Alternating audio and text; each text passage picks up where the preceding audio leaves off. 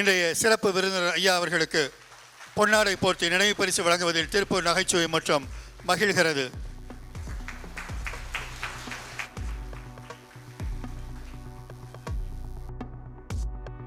ஆன்மீகத்தை தொட்டால் அகத்தியர் அருவி. இங்கே அனைத்து அருவிகளும் ஒரே நேரத்தில் தமிழ் அருவியாய் நம்முன். அருவியில் குளிப்போம், ஆனந்தத்தில் திளைப்போம். வாழ்க வளமுடன். திருப்பூர் நகைச்சுவை முற்றமும் சேவாலயமும் சேர்ந்து நடத்தக்கூடிய இந்த பாரதி விழாவில் பங்கேற்று உரையாற்ற வேண்டிய ஓர் வாய்ப்பினை எனக்கு வழங்கியிருக்கும் ஐயா செந்தில்நாதன் அவர்களே, இந்த நிகழ்ச்சிக்கு தலைமை ஏற்றிருக்கும் என் இதயம் நிறைந்த இனிய நண்பர் வேதாத்திரி மகரிஷியினுடைய தத்துவ பிழிவை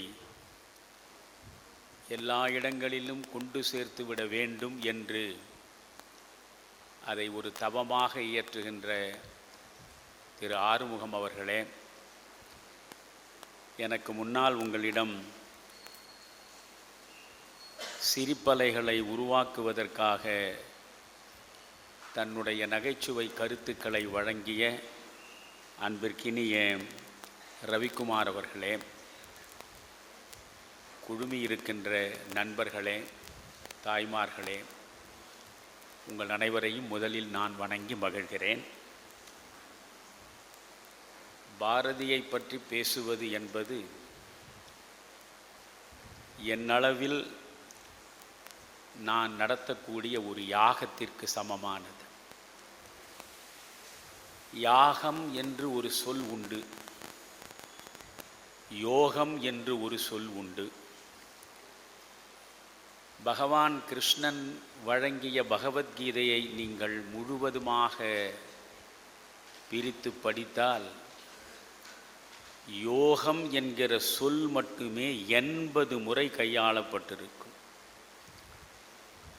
80 முறை யோகம் என்ற சொல்லை கிருஷ்ண பகவான் கையாண்டிருப்பதை பகவத்கீதையில் பார்க்கலாம். அவ்வளவு முக்கியமானது யோகம். யாகம், யோகம் ஆகிய 2 சொற்களுக்கும் ஆன்மீகம் சார்ந்த அறிஞர் பெருமக்கள் எத்தனையோ விதமான விளக்கங்களை வழங்கி இருக்கிறார்கள். ஆனால் இந்த உலகத்தில் இந்த 2 சொற்களுக்கு பாரதி வழங்கிய விளக்கத்தை போல் எந்த மனிதனும் வழங்கியதாக நான் அறிய இல்லை. பாரதி சொல்கிறான், எது யோகம், எது யாகம்? யோகம் யாகம் என்பது குறித்து நீங்கள் இதுவரை அறிந்திருக்கக்கூடிய கருத்துக்களையெல்லாம் வைத்துக்கொண்டு பாரதியிடம் வாருங்கள். பாரதி சொல்கிறான், எது யோகம், எது யாகம்? ஊருக்கு உழைத்திடல் யோகம், பிறர் நலம் ஓங்கிடுமாறு தன்னை வருத்துதல் யாகம். யாரும் இப்படி சொன்னதில்லை. யோகம் என்றால் ஏதோ கண்களை மூடிக்கொண்டு ஒரு தியான நிலையில் அமர்ந்திருப்பது, அதுதான் யோக நிலை என்றுதான் ஆன்மீகத்தின் மூலம் நாம் அறிந்து கொள்கிறோம், சிவனுடைய யோக நிலை என்றெல்லாம். ஆனால் பாரதி பேசுகிறான், எது யோகம்? ஊருக்கு உழைத்திடல் யோகம். உனக்கும் உன் பிள்ளைகளுக்கும் உன் குடும்பத்திற்கும் உழைப்பதல்ல, நீ சார்ந்த சமூகத்திற்கும் சக மனிதர்களுக்கும் உன் உழைப்பை நீ வழங்குவதை விட ஒரு யோகம் உலகத்தில் எதுவும் கிடையாது. ஊருக்கு உழைத்திடல் யோகம். எது யாகம்? தீ மூட்டி நாம் வளர்ப்பதுதான் யாகம் என்று இதுவரை நினைத்து கொண்டிருக்கிறோம். யாகம் என்பது உண்மையிலேயே புனிதமானது. மகாபாரதம் யாகம் பற்றி மிக அழகாக சொல்லும். நண்பர்களே, ஒரு கிணறு மனிதர்களுக்கு வேண்டிய நீரை தருகிறது. ஆனால் 100 கிணறுகள் ஒரு ஏரிக்கு சமம். 100 ஏரிகள் ஒரு யோகத்திற்கு சமம். ஒரு ஏரி இருந்தாலே ஒரு ஊருக்கு எவ்வளவு நன்மை கிடைக்கும் என்பதை நீங்கள் அறிவீர்கள். 100 ஏரிகள் ததும்பி வழிந்தால் எந்த அளவுக்கு செழிப்பும் வளமும் காண கிடைக்குமோ அந்த அளவுக்கு யோகத்தின் மூலமும் யாகத்தின் மூலமும் நீங்கள் வாழ்வை வளப்படுத்திக் கொள்ள முடியும் என்பதை இங்கே யோகம் யாகம் என்று முன்னோர்கள் ஆன்ம ரீதியாக தத்துவார்த்த விளக்கங்களை தந்துவிட்டு சென்றிருக்கிறார்கள். ஆனால் இவன் சொல்கிறான், பிறர் நலம் ஓங்கிடுமாறு தன்னை வருத்துதல் யாகம். என்னை நான் வருத்தி கொண்டு உழைக்க வேண்டும். யாருக்காக? அதைத்தான் அவன் நல்லதோர் வீணை செய்தே அதை நலன் கெட புழுதியில் எறிவதுண்டோ. சொல்லடி சிவசக்தி, என்னை சுடர்மிகும் அறிவுடன் படைத்து விட்டாய். வல்லமை தாராயோ. பராசக்தியிடம் போய் அவன் விண்ணப்பம் வைக்கிறான். வறுமை பள்ளத்தில் விழுந்து கிடக்கிற பாரதி தன் 2 பெண் பிள்ளைகளுக்கு திருமணம் செய்வதற்கு வேண்டிய அளவுக்கு பொருளாதார வசதி இல்லாத பாரதி தன் மனைவி செல்லம்மாளுடைய கனவுகளையெல்லாம் நனவாக்க முடியாத பாரதி ஒரு மாதம் முழுவதும் வறுமையற்று வாழ்வை நடத்த இயலாத பாரதி பராசக்தியின் முன்னாலே அமர்ந்து பேசுகிறான். நல்லதோர் வீணை செய்தே அதை நலன் கெட புழுதியில் எறிவதுண்டோ. சொல்லடி சிவசக்தி, என்னை சுடர்மிகும் அறிவுடன் படைத்து விட்டாய். ஒரு வீணையை அழகாகவும் நேர்த்தியாகவும் சிறப்பாகவும் செதுக்கி செதுக்கி செப்பனிட்டு உருவாக்கி பிறகு அதை கொண்டு போய் குப்பை மேட்டில் வீசி எறியக்கூடிய பைத்தியக்காரனை போல, முட்டாளை போல, அடி பராசக்தி நீ என்னை பொறுத்தவரை நடந்து கொள்கிறாயே. நல்லதோர் வீணை செய்தே. நான் யார்? நல்லதோர் வீணை. நல்லதோர் வீணை செய்தே அதை நலன் கெட புழுதியில் எறிவதுண்டோ. சொல்லடி சிவசக்தி, என்னை சுடர்மிகும் அறிவுடன் படைத்து விட்டாய். மாமிச பிண்டமாக நீ என்னை படைக்கவில்லை. எந்த இடத்திலும் அறிவு குறித்து பாரதி பேசுகிற பொழுது அறிவிலே தெளிவு என்பான். வாலறிவு என்பதுதான் முக்கியமானது. அறிவு என்பது சாதாரண மனிதன் படிப்பின் மூலமாக தேடிக்கொள்வது. இறைவனை வாலறிவன் என்றுதான் வள்ளுவனே பேசுகிறான். வாலறிவன் நற்றாள் தொழார் எனின். வாலறிவு என்றால் என்ன? மெய்ஞானத்தை உன்னுள்ளே தேடித்தரக்கூடிய அறிவு. அதுதான் பேரறிவு. அந்த பேரறிவு படைத்தவனாக என்னை நீ படைத்திருக்கிறாய். சுடர் மிகும் அறிவுடன் படைத்து விட்டாய். வல்லமை தாராயோ. சக்தியை கொடு. எதற்காக சக்தி? என் பெண்டு பிள்ளைகள் உண்டு கொழுக்க வேண்டும், அதற்காக நீ சக்தியை கொடு.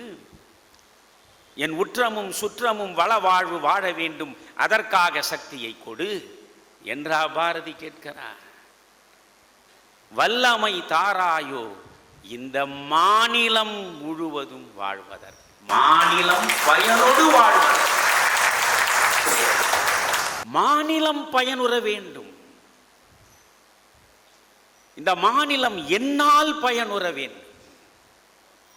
அதற்கான ஆற்றலை எனக்கு வழங்கு என்று பொதுநலச் சிறகு பூட்டி இந்த மண்ணில் பறந்து திரிந்தவன்தான் பாரதி. இந்த பாரதியை நீங்கள் யோசித்து பார்க்க வேண்டும். எல்லா தமிழரிடையே பாரதியினுடைய புத்தகங்கள் இருக்க வேண்டும். எல்லாருடைய மனங்களிலும் பாரதிக்கென்று ஒரு பீடம் அமைக்கப்பட வேண்டும். நான் சத்தியமிட்டு சொல்கிறேன், சங்ககாலம் தொட்டு இன்று வரையில் பாரதியை போல் அவனுக்கு முன்பும் ஒரு கவிஞன் பிறந்தது இல்லை, அவனுக்கு பின்பும் இன்று வரை ஒரு கவிஞன் பிறக்கவில்லை. சதா சர்வகாலமும் தன்னை பற்றியே சிந்திக்காமல் இந்த மண்ணை பற்றியே சிந்தித்து சிந்தித்து வாழ்ந்தவன் பாரதி. அவனுடைய கனவுகள் எவை என்பதைத்தான் சொல்வதற்கு உங்கள் முன்னாலே நான் வந்து உட்கார்ந்திருக்கிறேன். கனவு ஒவ்வொன்றும் நிறைவேற வேண்டும். அந்த கனவு உலகம் முழுவதற்கும் நன்மையை தருகிறார் போல் அமைய வேண்டும். எல்லா இடங்களிலும் பாரதி பேசுவதை பாருங்கள். எண்ணிய முடிதல் வேண்டும் என்பான். நான் எதை நினைக்கிறேனோ அது முடிய வேண்டும், அது நடக்க வேண்டும். எண்ணிய முடிதல் வேண்டும் என்றால் நீங்கள் தவறான ஒன்றை எண்ணி அது முடிய வேண்டும் என்று பொருள் வந்துவிடக்கூடாது. அதனால் அடுத்த வரி உடனே சொல்கிறான், எண்ணிய முடிதல் வேண்டும், நல்லவே எண்ணல் வேண்டும். நல்லதைத்தான் நீ எண்ண வேண்டும், அப்படி எண்ணுவது முடிய வேண்டும். எண்ணிய முடிதல் வேண்டும், நல்லவே எண்ண வேண்டும், திண்ணிய நெஞ்சம் வேண்டும், தெளிந்த நல் அறிவு வேண்டும். பாரதி கேட்பது கூட எவ்வளவு அற்புதமாக இருக்கிறது என்று பாருங்கள். அந்த பாரதியினுடைய கனவுகளை நாம் பார்ப்பது என்றால் மணிக்கணக்கில் பேச வேண்டி இருக்கும். நீங்கள் அடிக்கடி நான் சொல்லுவேன், பாரதியுடைய விஸ்வரூப தரிசனத்தை முழுமையாக நீங்கள் பார்க்க வேண்டும் என்றால் வெறும் பாரதியின் கவிதைகளை மட்டும் படிக்கலாகாது. 10 கவிதைகளை படித்துவிட்டு பாரதியை நான் அறிந்து வைத்திருக்கிறேன் என்று சொல்வது பேதமை. 1904 அவன் சென்னை வந்து சேருகிறான். சுதேசமித்திரன் இதழில் துணை ஆசிரியர் பொறுப்பை ஏற்கிறான். 1904 சுதேசமித்திரனில் எழுதுவதற்காக பேனா பிடித்தவன் 1921 செப்டம்பர் மாதம் 11ஆம் நாள் நள்ளிரவு கண்மூடுகிற கடைசி தருணம் வரையில் இடைப்பட்ட 17 ஆண்டுகளில் பிரபஞ்ச விலாசத்தையே தன்னுடைய படைப்புகளில் காட்டியிருக்கிறான். உலகம் முழுவதிலும் நடந்த அனைத்தையும் அவன் பார்த்திருக்கிறான், அனைத்தையும் பதிவு செய்திருக்கிறான். அதுபோன்று உலகம் முழுவதும் நடந்தவற்றையெல்லாம் பார்த்து அவற்றினால் பாதிப்புக்கு உள்ளாகி அவற்றை படைப்பாக பதிவு செய்தவன் பாரதியை தவிர வேறு எவனுமே கிடையாது. 17 ஆண்டு காலம் அவன் நடத்தி இருக்கிற எழுத்து வேள்வி அது ஒரு பக்கம் உரைநடையில். அவனுடைய கவிதைகள் இரண்டையும் சேர்த்து பார்க்க வேண்டும். அப்பொழுதுதான் பாரதி உங்களுக்கு காண கிடைப்பான். செந்தில்நாதன் அவர்களோடு சேவாலயத்தில் நான் பேசிக்கொண்டிருந்த பொழுது கூட சொன்னேன், பள்ளி பருவம் தொட்டே என்னுடைய 2 விழிகளாக நான் கருதுவது, ஒன்று விவேகானந்தர், இன்னொன்று பாரதி. என்னுடைய ஆன்ம பயணத்திற்கு வழிகாட்டி விவேகானந்தர், என்னுடைய இலக்கியம் சார்ந்த வாழ்க்கைக்கான வழிகாட்டி பாரதி. 2 பேர் தான். நீங்கள் விவேகானந்தரையும் பாரதியையும் கொஞ்சம் பின்பற்றி பாருங்கள், உங்கள் வாழ்வில் ஒருபோதும் நீங்கள் சிறுமையை அடையவே மாட்டீர்கள். ஒருபோதும் உங்களுக்கு சிறுமை வந்து சேராது. அந்த பாரதியின் மொத்த படைப்புகளையும் திரும்ப திரும்ப திரும்ப வாசித்து கொண்டே இருக்க வேண்டும்.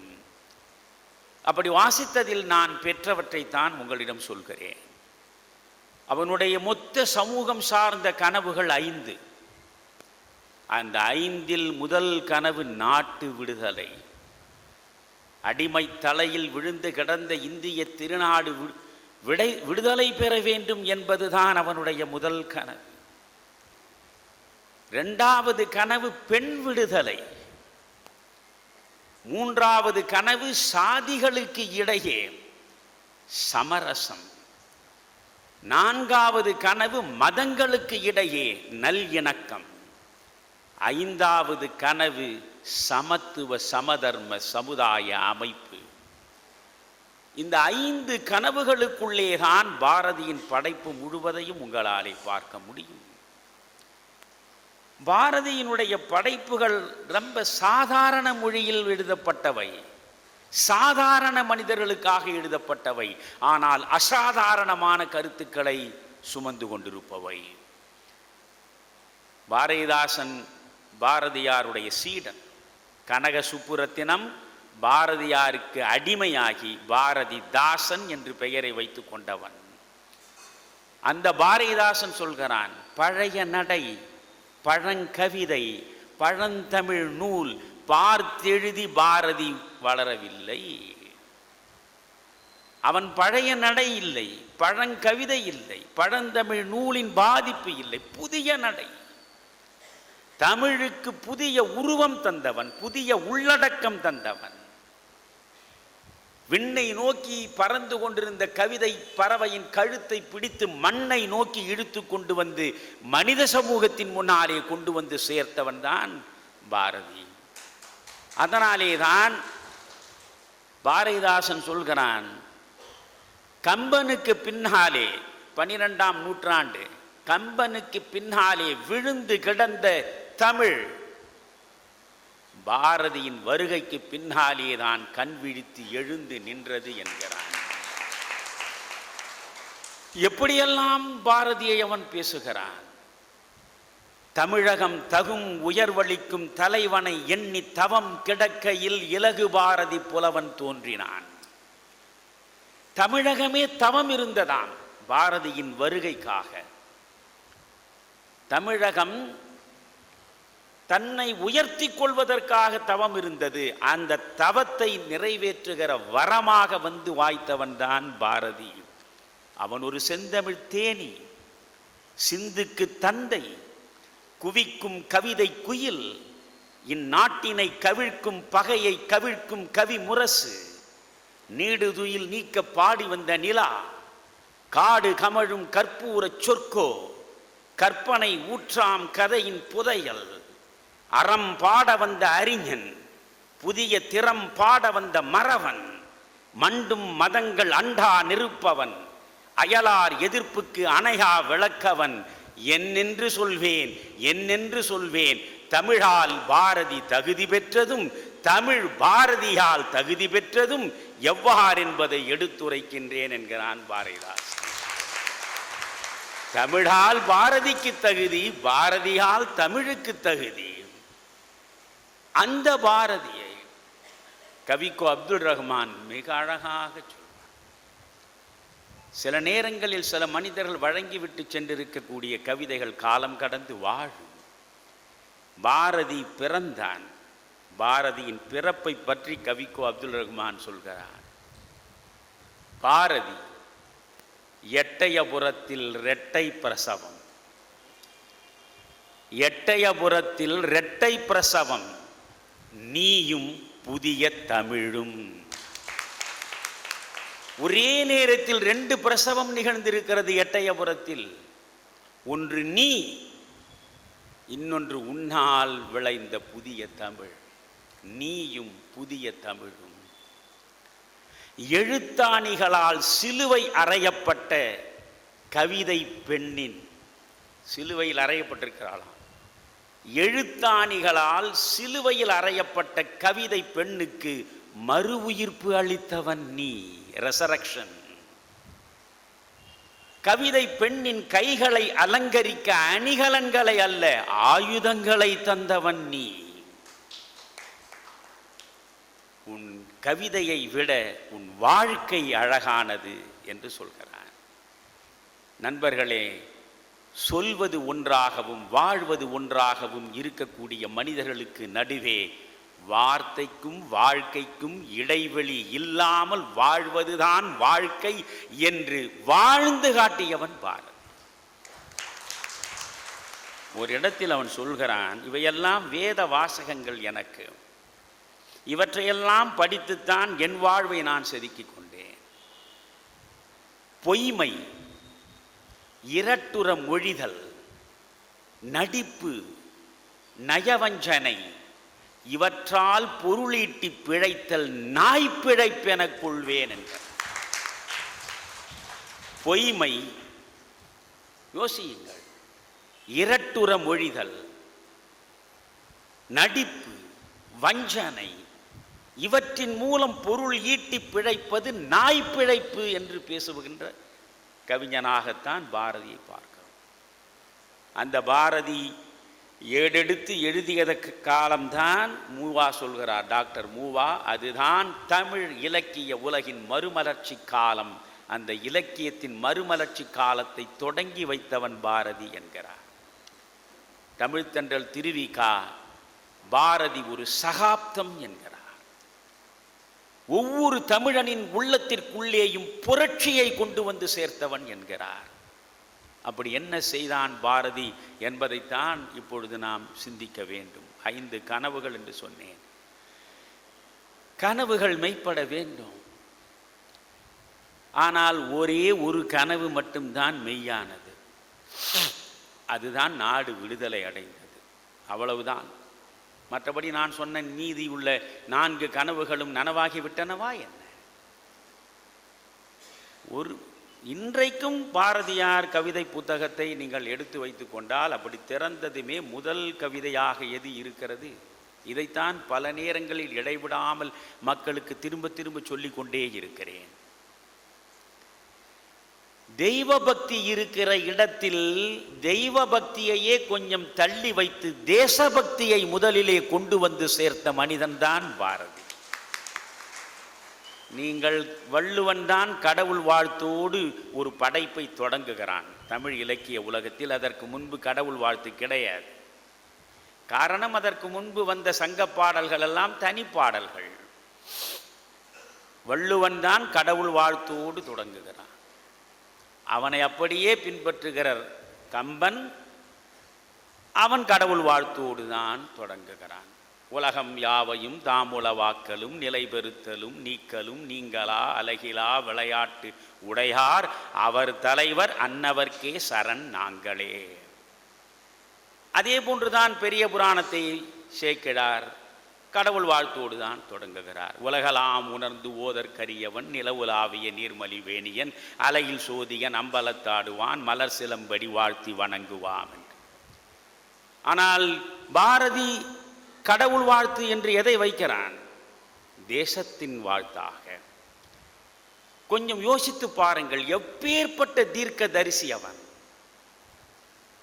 காஷ்மீரம் தொடங்கி கன்னியாகுமரி வரை இந்தியா என்றைக்கும் ஒன்றாக இருக்க வேண்டுமென்றால் 2 விஷயங்களில் மனிதர்கள் எப்பொழுதும் விழிப்போடு இருக்க வேண்டும். இந்த தேசத்தை சிதைப்பதற்கும் இந்த தேசத்தின் ஒருமைப்பாட்டை குலைப்பதற்கும் 2 சக்திகள் தான் இருக்கின்றன. அந்த 2 சக்திகளை நீங்கள் இனம் கண்டு அவற்றில் எப்படி நடந்து கொள்கிறீர்கள் என்பதை பொறுத்துத்தான் நாடு வாழும். ஆனால் முதல் கவிதை எடுத்து பாருங்கள். வந்தே மாதரம் என்போம் எங்கள் மாநில தாயை வணங்குதும் என்போம். கடவுள் வாழ்த்து இல்லை, நாட்டு வாழ்த்து. வந்தே மாதரம் என்போம். பாரதி பார்க்கிறான், செல்லுமிடமெல்லாம் மக்கள் வெள்ளையனை வெளியேற்றுவதற்காக நடத்தக்கூடிய கிளர்ச்சிகளில் போராட்டங்களில் இந்த ஒரு கோஷத்தை முழங்குகிறார்கள். அடிவயிற்றிலே இருந்து முழங்குகிறார்கள். வந்தே மாதரம் என்போம். பாரதி ஒருவனை கேட்கிறான், வந்தே மாதரம் என்போம் என்கிறாயே, வந்தே மாதரம் என்றால் என்ன பொருள்? அது எனக்கு தெரியாது. ஆனால் வெள்ளையனை வெளியேற்றுவதற்கான மூலமந்திர கோஷம் இது என்பது எனக்கு தெரியும். பாரதி சிந்திக்கிறார். பொருள் தெரியாமலேயே இவ்வளவு உணர்ச்சியோடு இந்த கோஷத்தை ஒருவனால் கொடுக்க முடியும் என்றால் இதனுடைய பொருளை இவன் அறிந்து கொண்டால் இன்னும் பன்மடங்கு உணர்ச்சி பெருக்கெடுத்து ஓடும் அல்லவா? அதனால்தான் அவன் எழுதுகிறான், வந்தே மாதரம் என்போம். அதற்கு பொருள் என்ன? எங்கள் மாநில தாயை வணங்குதும் என்போம். முதல் வரிக்கு இரண்டாவது வரி டிரான்ஸ்லேஷன், மொழிபெயர்ப்பு. வந்தே மாதரம் என்போம், எங்கள் மாநில தாயை வணங்குதும் என்போம். அடுத்து அந்த பல்லவி முடிந்து சரணம், முதலில் சமூக சார்ந்து அவன் வழங்குகிற அந்த சரணம் எது? ஜாதி மதங்களை பாரோ, உயர் ஜன்மம் இத்தேசத்தில் எய்தினராயின் வேதியராயினும் ஒன்றே, அன்றி வேறு குலத்தவராயினும் ஒன்றே. ஜாதி மதம் மனிதர்களுக்கு இடையே பிரிவை உருவாக்குவது எது? ஜாதி. மக்களுக்கு இடையே இரத்த ஆறு ஓடுவதற்கான வழியை வகுத்து கொடுப்பது எது? மதம். இந்த தேசம் என்றைக்கும் ஒன்றாக இருக்க வேண்டும் என்றால் இந்த தேசத்தின் மக்கள் சாதி மதங்களை பார்க்கலாகாது. சாதி மதங்களை பாரும். நான் இன்னும் இதை அழகாக சொல்ல வேண்டும் என்றால் இப்படி சொல்கிறேன். பாரதி 1904 சுதேசமித்திரன் பத்திரிகையில் பணியாற்றுவதற்கு வந்தான். அவன் நிரம்ப கனவுகளோடு வந்தான். ஆனால் சுதேசமித்திரன் பத்திரிகையினுடைய ஆசிரியராக இருந்த சுப்பிரமணிய ஐயர் அவனுக்கு கொடுத்த வேலை என்னவென்றால், ஆங்கிலத்தில் வந்திருக்கக்கூடிய பத்திரிகைகளின் செய்திகளை எல்லாம் தமிழில் மொழிபெயர்த்து தர வேண்டும். இதைத்தான் அவன் செய்தான். 1906 2 ஆண்டு காலம் இந்த பணிகளில் அவன் ஈடுபடுகிறான். அவன் ஆன்மாவுக்கு நிறைவில்லை. உடனே அவன் தானாக நாட்டு பாடல்கள் எழுத வேண்டும் என்று நினைக்கவில்லை. நான் உங்களுக்கு சொல்கிறேன், பாரதியின் எல்லா பாடல்களையும் நீங்கள் படிக்காமற் போனாலும் அவனுடைய தோத்திர பாடல்கள் 66, அவனுடைய வேதாந்த பாடல்கள் 30, அவன் வழங்கிய நாட்டு பாடல்கள் 53. ஆக மொத்தம் 149 பாடல்களையாவது படியுங்கள்.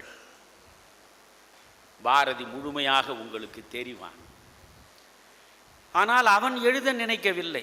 அவன் சுதேசமித்திரனில் ஒரு வேண்டுகோள் வைக்கிறான்.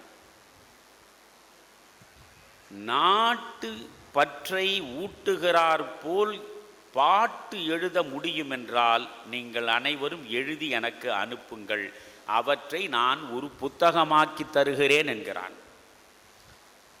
தமிழ்நாட்டில் புலவனுக்கா பஞ்சம்? இம்மென்றால் 2000, அம்மென்றால் 5000 பாடக்கூடிய புலவர்கள் எவ்வளவு பேர்?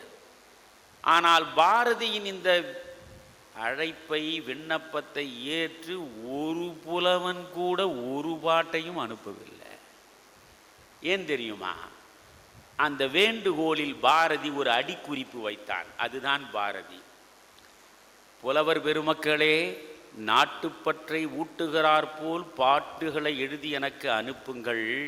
ஆனால் நீங்கள் எழுதுகிற பாட்டுக்களில் நாட்டுப்படலம், நகரப்படலம், ஆற்றுப்படலம் என்பது போல் இருக்கக்கூடாது. வெள்ளையனை இந்த மண்ணிலிருந்து ஓட்டும் படலமாக உங்கள் பாட்டு படலம் இருக்க வேண்டும் என்றார். எழுதுவானா நம்ம ஆளு?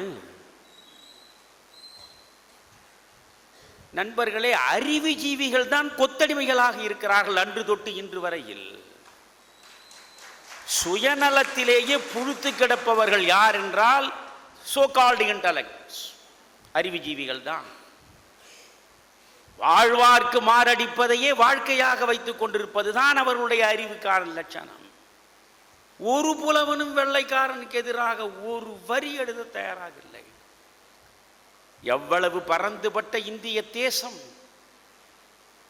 இந்த வெள்ளை ஏகாதிபத்தியம் இந்த மண்ணை ஆள ஆரம்பித்தது 1857 முதல் இந்திய சுதந்திர போர் என்று வட இந்தியாவிலே நடந்தது. ஆனால் அதற்கு 100 ஆண்டுகளுக்கு முன்னாலேயே தென்னிந்தியாவில், குறிப்பாக தமிழகத்தின் தென்பகுதியில் பூலித்தேவனிலே இருந்து வரிசையாக நீங்கள் எடுத்துக்கொண்டால் வேலு நாச்சியாருக்கு பிறகு முத்துராமலிங்க சேதுபதிக்கு பிறகு வீரபாண்டி கட்டபொம்மனுக்கு பிறகு மருது சகோதரர்கள், ஊமைத்துறை என்று தொடர்ந்து போராடினார்கள் வெள்ளையனுக்கு எதிராக.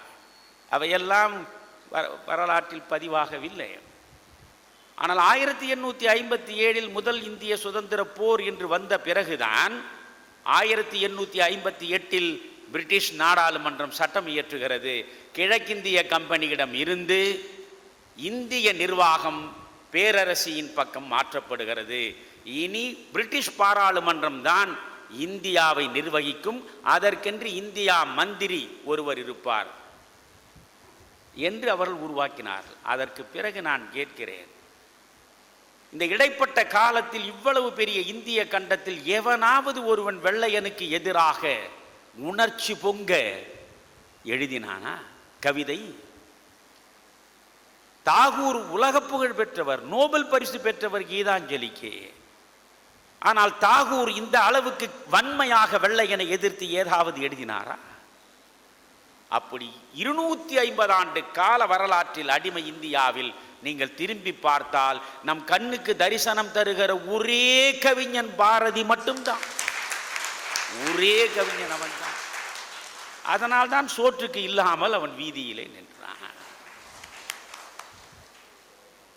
இந்த பாரதி சுதேசமித்திரனில் தான் நினைத்தபடியெல்லாம் எழுத முடியவில்லை என்பதனால் நிரம்ப வருத்தப்படுகிறான். அதற்கு பிறகு மண்டையம் சகோதரர்கள் இந்தியா என்ற ஒரு பத்திரிகையை உருவாக்குகிறார்கள்.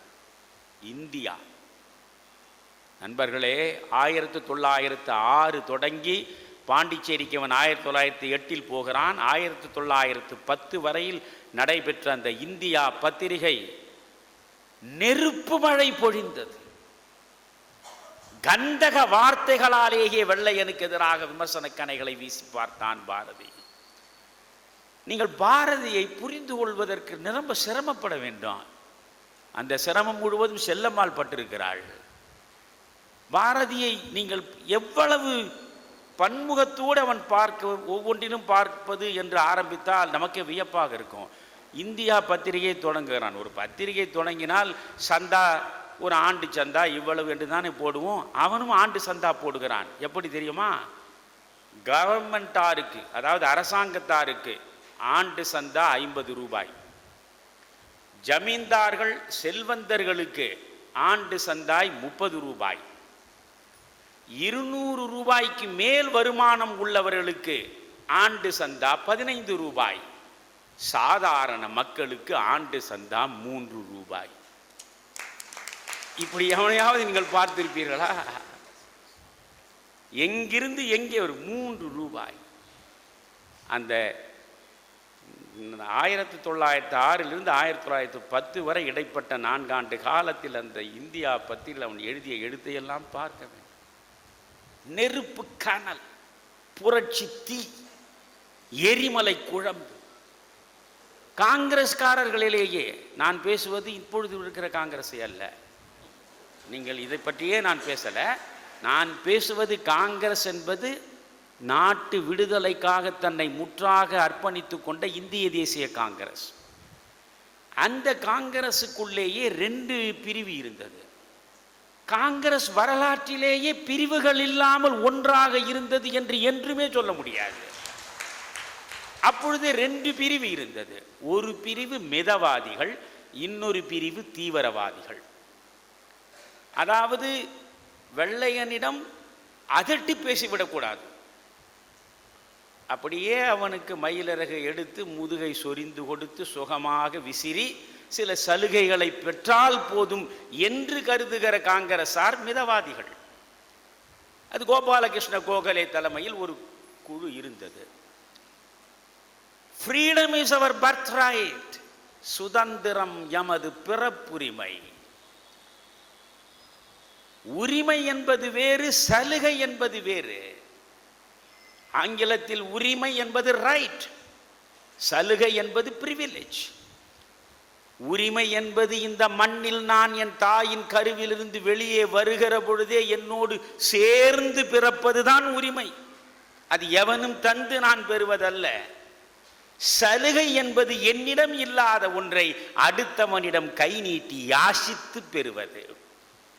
அதனால் திலகர் சொன்னார், freedom is our birthright. சுதந்திரம் எமது பிறப்புரிமை. தமிழ்நாட்டில் அன்றைக்கு மிகப்பெரிய அளவுக்கு காங்கிரஸை கடைசி கிராமம் வரை கொண்டு சேர்ப்பதற்கு முயன்றவர்கள் 3 பேர். 3 பேர். எழுத்தால் பாரதி, பேச்சால் வஉசி, பாரதியின் பாடல்களை பாடி பாடி வளர்ப்பதற்கென்று ஒரு சுப்பிரமணிய சிவம். 3 பேர். 3 பேரும் திலகருடைய சீடர்கள். 3 பேரும் தீவிரவாதிகள். இவர்களை மிதவாதிகளுக்கு பிடிக்காது. அப்பொழுது காங்கிரஸ் என்பது குறிப்பாக தமிழ்நாட்டில் வழக்கறிஞர்களுடைய சட்டைப்பைக்குள்ளே சிறை இருந்தது. அது மக்கள் கட்சியாக இல்லை, மக்கள் அமைப்பாக இல்லை. அதிலும் வக்கீல்கள் 2 கோஷ்டி. ஒன்று மயிலாப்பூர் வக்கீல்கள், இன்னொன்று எழும்பூர் வக்கீல்கள். மயிலாப்பூர் வக்கீல்களில் ரொம்ப பெரிய இடத்தை பிடித்தவராக இருந்தவர் தான் கிருஷ்ணசாமி ஐயர். பாரதியின் பண்பு நலன்களை புரிந்து கொள்வதற்கு இவற்றையெல்லாம் நீங்கள் தெரிந்து கொள்ள வேண்டும். கிருஷ்ணசாமி ஐயர் அவர் பின்னாளில் ஜட்ஜாகவும் ஆனார். அவர் மிதவாதி, காங்கிரஸில் மிதவாதி. அவருக்கு இந்தியா பத்திரிகை என்று சொன்னாலே எரிச்சல் வந்துவிடும். பாரதி என்ற பெயரை கேட்டாலே நெருப்பாய் கொய்த்து விடுவார். பாரதி அந்த அளவுக்கு அவருக்கு கனவிலும் நனவிலும் எதிரியாக காட்சி தந்தவர். ஜி.ஏ. நடேசன் என்பவர். அவர் ஒரு நாள் பாரதியிடம் சொல்கிறார், நீ எழுதி எழுதி எழுதி இது போன்று தாள்களில் வைத்திருக்கிறாயே, வா 2 பேரும் கிருஷ்ணசாமி ஐயரை போய் பார்ப்போம். அவருடைய உதவியை பெற்று இதை நாம் அச்சிட்டு மக்களுக்கு கொடுக்கலாம். கிருஷ்ணசாமி ஐயரிடமெல்லாம் நான் வரமாட்டேன் என்கிறார் பாரதி. நீ வா என்று கையை பிடித்து அழைத்து கொண்டு போகிறான். இதில் என்ன வேடிக்கை தெரியுமா? பாரதி என்ற பெயரை கேட்டாலே கிருஷ்ணசாமி ஐயருக்கு ஆகாதே. இந்தியா பத்திரிகை என்றாலே அவருக்கு மிகப்பெரிய அளவுக்கு எரிச்சல் வரும். ஆனால் பாரதி எப்படி இருப்பான் என்று அவருக்கு தெரியாது. பாரதி பேர் தெரியும், பாரதி எழுத்து தெரியும், பாரதி தெரியாது. பாரதி போகிறான். ஜி.ஏ. நடேசனை அழைச்சி போய் உட்கார வைக்கிறார். கிருஷ்ணசாமி ஐயரிடம் ஜி.ஏ. நடேசன் சொல்கிறாரு, நான் ஒரு நல்ல கவிஞன் ஒருவன் இருக்கான், அவன் எழுதின கவிதைகளெல்லாம் நீங்கள் கொஞ்சம் கேட்கணும்னு ஆசைப்படுறேன், நீங்கள் கேட்க தயாரா? பரவாயில்ல சொல்லுங்களேன், கேட்குறேன் அப்படின்னு இந்த கிருஷ்ணசாமி ஐயர் சொல்கிறார். முதல் கவிதையை படிக்கிட்டங்களா? படிங்க. அதுதான் இந்த முதல் கவிதை. வந்தே மாதரம் என்போம், எங்கள் மாநில தாயை வணங்குதும் என்போம். ஜாதி மதங்களை பாரோம், உயர் ஜன்மம் இத்தேசத்தில் எய்தினராயின் வேதியராயினும் ஒன்றே, அன்றி வேறு குலத்தவராயினும் ஒன்றே. ஒன்றுபட்டால் உண்டு வாழ்வு, நம்மில் ஒற்றுமை நீங்கிடில் அனைவர்க்கும் தாழ்வு. நன்றிது தேர்ந்திடல் வேண்டும், இந்த ஞானம் வந்தார் பின் நமக்கெது வேண்டும். எப்பதம் வாய்த்திடுமேனும் நம்மில் யாவர்க்கும் அந்த நிலை பொதுவாகும். 30 கோடி முழுமையும் வாழ்வோம், வீழில் 30 கோடி முழுமையும் வீழ்வோம். புல்லடிமை தொழில் பேணி பண்டு போயின நாட்களுக்கு இனி மனம் நாணி, தொல்லை இகழ்ச்சிகள் தீர இந்த தொண்டு நிலைமையை தூ என்று தள்ளி வந்தே மாதரம் என்போம். கிருஷ்ணசாமி ஐயருக்கு வியப்பு. தமிழில் கவிதையை இவ்வளவு எளிமையாக மக்கள் புரிந்து கொள்கிறார் போல் எழுத முடியுமா? கவிதை என்றாலே அது அறிஞர்கள் மட்டுமே அறியக்கூடியது. இது என்ன இவ்வளவு எளிமையாக இருக்கிறது? அற்புதம் ஐயா. நான் இன்னொரு பாடல் உங்களுக்கு படிக்கட்டுமா? படிங்க. 2வது பாடல். எந்தையும் தாயும் மகிழ்ந்து குலாவி இருந்ததும் இந்நாடே, அதன் முந்தையர் 1000 ஆண்டுகள் வாழ்ந்து முடிந்ததும் இந்நாடே. அவர் சிந்தையில் 1000 எண்ணம் வளர்ந்து சிறந்ததும் இந்நாடே. இதை வந்தனை கூறி மனத்தில் இருத்தி என் வாயுர வாழ்த்தேனோ. இதை வந்தே மாதரம் என்று வணங்கேனோ. யோசிங்க, இந்த மண் ஏன் எனக்கு முக்கியமானது? இந்த மண்ணை நான் ஏன் தெய்வத்திற்கு நிகராக பாவிக்க வேண்டும்? ஏன்? இந்த மண்ணில்தான் எந்தையும் தாயும் மகிழ்ந்து குலாவினார்கள். என்னை பெற்ற தாயும் என்னை பெற்ற தந்தையும் நடந்த மண்ணடா இது. என் தந்தையை பெற்ற தந்தை நடந்த மண், என் தாயை பெற்ற தாய் நடந்த மண். எந்தையும் தாயும் மகிழ்ந்து குலாவி இருந்ததும் இந்நாடே. அதன் முந்தையர் 1000 ஆண்டுகள் வாழ்ந்து முடிந்ததும் இந்நாடே. அவர் சிந்தையில் 1000 எண்ணம் வளர்ந்து சிறந்ததும் இந்நாடே. இதை வந்தனை கூறி மனத்தில் இருத்தி என் வாயுர வாழ்த்தேனோ. இதை வந்தே மாதரம் என்று வணங்கேனோ. பாடுகிறார். என்ன அற்புதமாக இருக்க. இன்னும் வேற ஏதாவது இருக்கா? இருக்கு. சரி, அடுத்து பாட்டு ஒன்று சொல்லுங்க. மண்ணும் இமயமலை எங்கள் மலையே, மாநிலம் மீதுது போல் பிரிதிலையே. இன்னரு நீர்கங்கை ஆரங்கள் ஆரே, இங்கிதன் மாண்பிற்கு எதிரது வேறே. பன்னரு உபனிட நூல் எங்கள் நூலே, பார்மிசை ஏதொரு நூல் இது போலே. பொன்னொளிர் பாரத நாடெங்கள் நாடே, போற்றுவம் இஃதை எமக்கிலை ஈடே. மாரத வீரர் மலிந்த நன்னாடு, மாமுனிவோர் பலர் வாழ்ந்த பொன்னாடு. நாரதகானம் நலம் திகழ் நாடு, நல்லனையாவையும் நாடுறும் நாடு. பூரண ஞானம் பொலிந்த நன்னாடு, புத்தர் பிரானருள் தங்கிய நாடு. இன்னல் வந்துற்றிடும் போததற்கஞ்சோம், ஏழையராகி இனி மண்ணில் துஞ்சோம். தன்னலம் பேணி இழிதொழில் புரியோம், தன்னலம் பேணி இழிதொழில் புரியோம். தாய் திரு நாடெனில் அது எது அடிமைத்தனத்தை சகியோம். இந்த பாடலை பாடுறான். வியந்து போன கிருஷ்ணசாமி ஐயர் இந்த பாட்டை எல்லாம் இப்படி நோட்டு புத்தகத்திலேயா வைத்திருப்பது? உடனே 100 ரூபாய் எடுத்து அவரிடம் கொடுக்கிறார். எப்பொழுது? 1906. 100 ரூபாய் என்றால் 1906. இப்பொழுது என்ன, லட்சம் பெறும். 100 ரூபாயை கொடுத்து முதலில் இதை அச்சிட்டு எல்லா பள்ளி பிள்ளைகளுக்கும் இலவசமாக கொடுங்கள் என்றார். அதுதான் பாரதியினுடைய எழுத்து. 3 கவிதைகள் 4 பக்கங்களில் அச்சிட்டு 15,000 பிரதிகள் 100 ரூபாயில் அடித்து எல்லா பள்ளிகளுக்கும் கொடுக்கப்பட்டது. அப்பொழுதுதான் கிருஷ்ணசாமி ஐயரிடம் நடேசன் சொல்கிறார், இந்த கவிதையெல்லாம் எழுதியது யார் தெரியுமா? யார்? உட்கார்ந்து கொண்டிருக்கிறானே இந்த மனிதன் தான், இவன் தான் பாரதி. பாரதியின் மீது அப்படி ஒரு மரியாதை வந்துவிட்டது. நண்பர்களை, ஒன்று நீங்கள் புரிந்து கொள்ள வேண்டும்.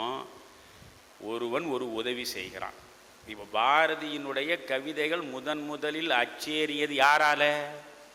கிருஷ்ணசாமி ஐயர் கொடுத்த 100 இல்லையா? அப்போ பாரதிக்கு கிருஷ்ணசாமி ஐயர் நன்றி இருக்கணும் இல்லையா? பிறகு 1908 இங்கே அடக்குமுறை அதெல்லாம் விரிவாக சொன்ன மணிக்கணக்கில் காலட்சேபம் பண்ணணும். இங்கேருந்து பாண்டிச்சேரிக்கு பாரதி போயிடுறான். அங்கே போய் அவன் என்ன பண்ணுறான்? இந்தியா பத்திரிகையும் நடக்குது. விஜயா என்று அன்றாட பத்திரிகையை தொடங்குறான். தினசரி நாளிதழை தொடங்குறான் விஜயா. அங்கே போய் அவன் விஜயா பத்திரிகை நடத்துகிறான், கர்மயோகின்ற பத்திரிகையை நடத்துகிறான். இங்கேயே சக்கரவர்த்தினின்னு பெண்களுக்காக மட்டுமே ஒரு பத்திரிகையை நடத்தினான். பாலபாரதா என்று ஆங்கிலத்தில் ஒரு பத்திரிகை நடத்தினான். இப்படி ஏராளமாக பத்திரிகைகளை நடத்த தொடங்கினான். இந்த விஜயா நாளிதழ் பத்திரிகையை அவன் அங்கே பாண்டிச்சேரியில் நடத்துகிறான். இங்கே இந்த கிருஷ்ணசாமி ஐயர் சென்னை ஹைகோர்ட்டுடைய ஜட்ஜ் ஆயிடுறாரு. ஹைகோர்ட்டு ஜட்ஜ் ஆனார்னு பாரதியாருக்கு செய்தி கிடைச்சது. அவ்வளவுதான். நீ எல்லாம் ஒரு காங்கிரஸ்காரனா, நாட்டு விடுதலைக்கு போராட வந்தவனா, வெள்ளை ஏகாதிபத்தியத்தை சொரிந்து கொடுத்து அவர்களுடைய ஆதரவில் நீ போய் ஒரு ஹைகோர்ட்டில் ஜட்ஜாக உட்கார்ந்திருக்கிறாயே, தலையங்கம் விஜய பத்திரிகையில் ஜட்ஜாக உட்கார்ந்து கொண்டிருக்கிறாயே, என்னை போல ஒரு தேசபக்தன் மீது தவறான ஒரு வழக்கு தொடுத்து என்னை கொண்டு வந்து உன் முன்னாலே நிறுத்தினால் நீ தேசபக்தி சார்ந்து எனக்கு தீர்ப்பு வழங்குவாயா, அல்லது வெள்ளையனை மகிழ்ச்சிப்படுத்துகிறார் போல நீ தீர்ப்பு வழங்குவாயா? ஓய் கிருஷ்ணசாமி ஐயரே, வெட்கங்கெட்ட பிழைப்படா உன்னுடைய பிழைப்பு. இவன் தான் 100 ரூபா கொடுத்தான்றதெல்லாம் அவனுக்கு கணக்கில் இல்லை. எவன் தவறிழைத்தாலும் தருகன் ஆண்மையோடு எதிர்த்து எழுதுவதும் பொங்குவதும் தான் பாரதி வழக்கம். எனவே இந்த மண்ணடிமைத்தனம் பற்றி அவன் எழுதிய கவிதை நீ படிக்க அதாவது நான் 8ஆம் வகுப்பு படிக்கிறேன் என்னுடைய பள்ளியில். அப்பொழுதெல்லாம் பள்ளிக்கூடங்களில் அற்புதமான செய்திகள் கொண்டு வந்து சேர்க்கப்படும். நான் படித்த பள்ளியில் ஒவ்வொரு வெள்ளிக்கிழமையும் பிற்பகல் வகுப்பு நடக்காது, சத் சங்கம் என்று ஒன்று நடத்துவார்கள். சத் சங்கம் என்றால் சான்றோர்கள் நிறைந்த அவை. மிக உயர்ந்த அறிவாளிகள் வந்து பேசுவார்கள். அதில் மாப்போசி வந்து ஒரு முறை பேசினார். அப்பொழுதுதான் நான் முதல் முறையாக என் பள்ளி பருவத்தில் அரைக்கால் சட்டையில் சிலம்பு செல்வர் மாப்போ சிவஞானம் அவருடைய உரையை கேட்கிறேன். தேசத்திற்காக உழைத்த தியாகிகளை பற்றியெல்லாம் அவர் பேசிக்கொண்டே வருகிறார். அப்பொழுது சுப்பிரமணிய சிவம் பற்றி அவர் குறிப்பிட்டார். 8ஆம் வகுப்பு படிக்கிறேன். அப்போ எனக்கு 12 வயதிலிருந்து 13 வயதுக்குள்ளே இருக்கணும். இப்போ எனக்கு 76 வயதாகிறது. 63 ஆண்டுகளுக்கு முன்னால் நான் அந்த பள்ளியில் வகுப்பறையில் மாப்போசி பேசுவதை கேட்டிருக்கிறேன். இன்னும் என் காதுகளில் ஒலிக்கிறது. அது சுப்பிரமணிய சிவத்தை பற்றி பேசுகிற போது சொல்கிறார், இப்பொழுதெல்லாம் ஒலிபெருக்கிகள் இருக்கின்றன, பேசுவதை எல்லாரிடமும் கொண்டு போய் சேர்ப்பதற்கு அவற்றால் முடிகின்றன. அன்றைக்கு மெரினா கடற்கரையில் சுப்பிரமணிய சிவம் பேசுவான், இதுபோன்றும் ஒலிபெருக்கிகள் எதுவும் இருக்காது. கூடியிருக்கிற ஆயிரக்கணக்கான மக்களுக்கு முன்னாலே அடி வயிற்றிலே இருந்து வெண்கல குரலில் அவன் சிம்மம் கர்ஜிப்பது போல பேசுவான். அவன் எப்படி பேசுவான் தெரியுமா என்று சொல்லிவிட்டு சொன்னார், சிவம் பேசினால் சவம் எழுந்து நிற்கும் என்றார். 63 ஆண்டுகளுக்கு முன்னால் நான் கேட்டது. சிவம் பேசினால் சவம் எழுந்து நிற்கும், பெணம் எழுந்து நிற்கண்டா. அப்படி பேசக்கூடியவன். அந்த சுப்பிரமணிய சிவத்தினுடைய வெண்கல குரலையும் உருக்கு போன்ற உடலையும் சிதைப்பதற்கு வெள்ளைக்காரன் முடிவெடுத்தான். சுப்பிரமணிய சிவம் திருவனந்தபுரத்தில், இங்கே நீங்கள் இன்றைக்கி போய் பாருங்களேன், திண்டுக்கல்லுக்கு பக்கத்தில் வத்தலகுண்டுன்னு ஒரு ஊர் இருக்குல்ல, வத்தலகுண்டில் போய் யாரிடமாவது, ஐயா சுப்பிரமணிய சிவம்னு ஒருவர் உங்களுக்கு தெரியுமா? யாருங்க? ஒருத்தனுக்கும் தெரியாது. அந்த வத்தலகுண்டில் தான் சுப்பிரமணிய சிவம் பிறந்தார். ஏழ்மையில் உழன்ற பிராமணன். அந்த குடும்பம் சோற்றுக்கு வழியின்றி திருவனந்தபுரத்திற்கு போனது. காரணம், திருவனந்தபுரத்தில் ஏழை பிராமணர்களுக்கென்றே சோறு போட்டு கல்வி கொடுக்கிற ஒரு அமைப்பு இருந்தது. இங்கே செந்தில்நாதன் சேவாலயம் நடத்துவது போல் அங்கே சேவாலயம் நடத்துவதற்கு பல பேர் இருந்திருக்கிறார்கள். அங்கே போய் அந்த சாப்பாட்டை சாப்பிட்டு அங்கே அவன் கொஞ்சம் கொஞ்சமாக கற்றறிந்து எல்லா வகையிலும் உருக்கு போன்று தன் உடம்பை ஆக்கியவன். அவன் சிவத்தை பார்த்தால் உருக்கு போன்ற உடம்பு இருக்கும். அவனுக்கு வற்புறுத்தி திருமணம் செய்து வைத்தார்கள். அவன் ஒரு நாளும் மனைவியோடு வாழவில்லை. இதையெல்லாம் இன்றைக்கு சொன்னால் உங்களுக்கு இப்படியெல்லாம் நடந்திருக்குமா? ஏனென்றால் நீங்கள் இப்பொழுது பார்க்கக்கூடிய அற்புதமான மனிதர்களுக்கு நடுவே இவற்றையெல்லாம் சொன்னால் உங்களுக்கு எப்படி புரியும்? ஒரு நாள் அவன் மனைவியோடு வாழவில்லை. மனைவி விட்டு விட்டு வந்து விட்டான். என்னடா இளம் பெண்ணை திருமணம் செய்து வைத்திருக்கிறார்கள், அவளோடு நீ வாழவில்லையே? அவன் சொன்னான், நண்பனே, நான் சுதந்திர போராட்டத்தில் ஈடுபட்டிருக்கிறேன். சுதந்திரம் என்பது ஒரு நாளில் கிடைப்பதல்ல, அதற்கு பல ஆண்டுகளாகும். நான் உழைத்து, நான் பாடுபட்டு, நான் குரல் கொடுத்து, நான் கிளர்ச்சி செய்து, நான் போராட்டம் நடத்தி உருவாக்கக்கூடிய அந்த உணர்ச்சி வெள்ளத்தில் ஒரு நாள் சுதந்திரம் வரும், சுதந்திர கொடி பறக்கும்.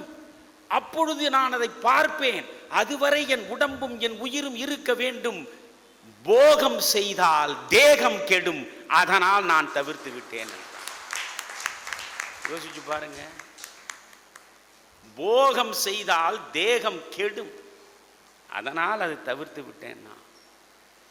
ஆனால் அப்படி உருக்கு போன்ற உடம்பையும் வெண்கல குரலையும் வைத்திருந்த அந்த சுப்பிரமணிய சிவத்தை சேலம் சிறையிலே அடைத்து ஆட்டு தோலை எடுத்து சுண்ணாம்பு நீரில் அதை தோய்த்து அதை நனைத்து பிறகு எடுத்து அதை அடித்து அடித்து ரோமங்களை பிரித்தெடுக்க வேண்டும் என்ற வேலையை கொடுத்து நாள் முழுவதும் அந்த வேலையிலேயே இருந்து அந்த நாரும் மற்றதும் மூச்சு வழியாக உள்ளே சென்று குட்டம் பிடித்து உடம்பெல்லாம் குட்டரோகியாகி உடம்பு முடங்கிவிட்டது. உலகத்தில் ஒரு மனிதனுக்காக வெள்ளைக்கார அரசாங்கம் ஒரு சட்டம் போட்டது என்றால் சுப்பிரமணிய சிவத்துக்கு தான் போட்டது.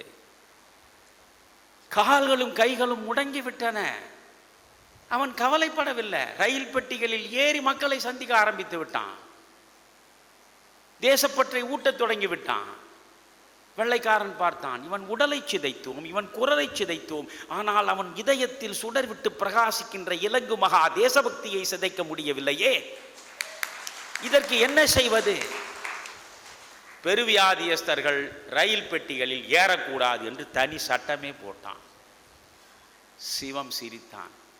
ரயில் பெட்டியில் தானே ஏறக்கூடாது, மாட்டு வண்டிகளில் சென்று மக்களை சந்தித்தான்.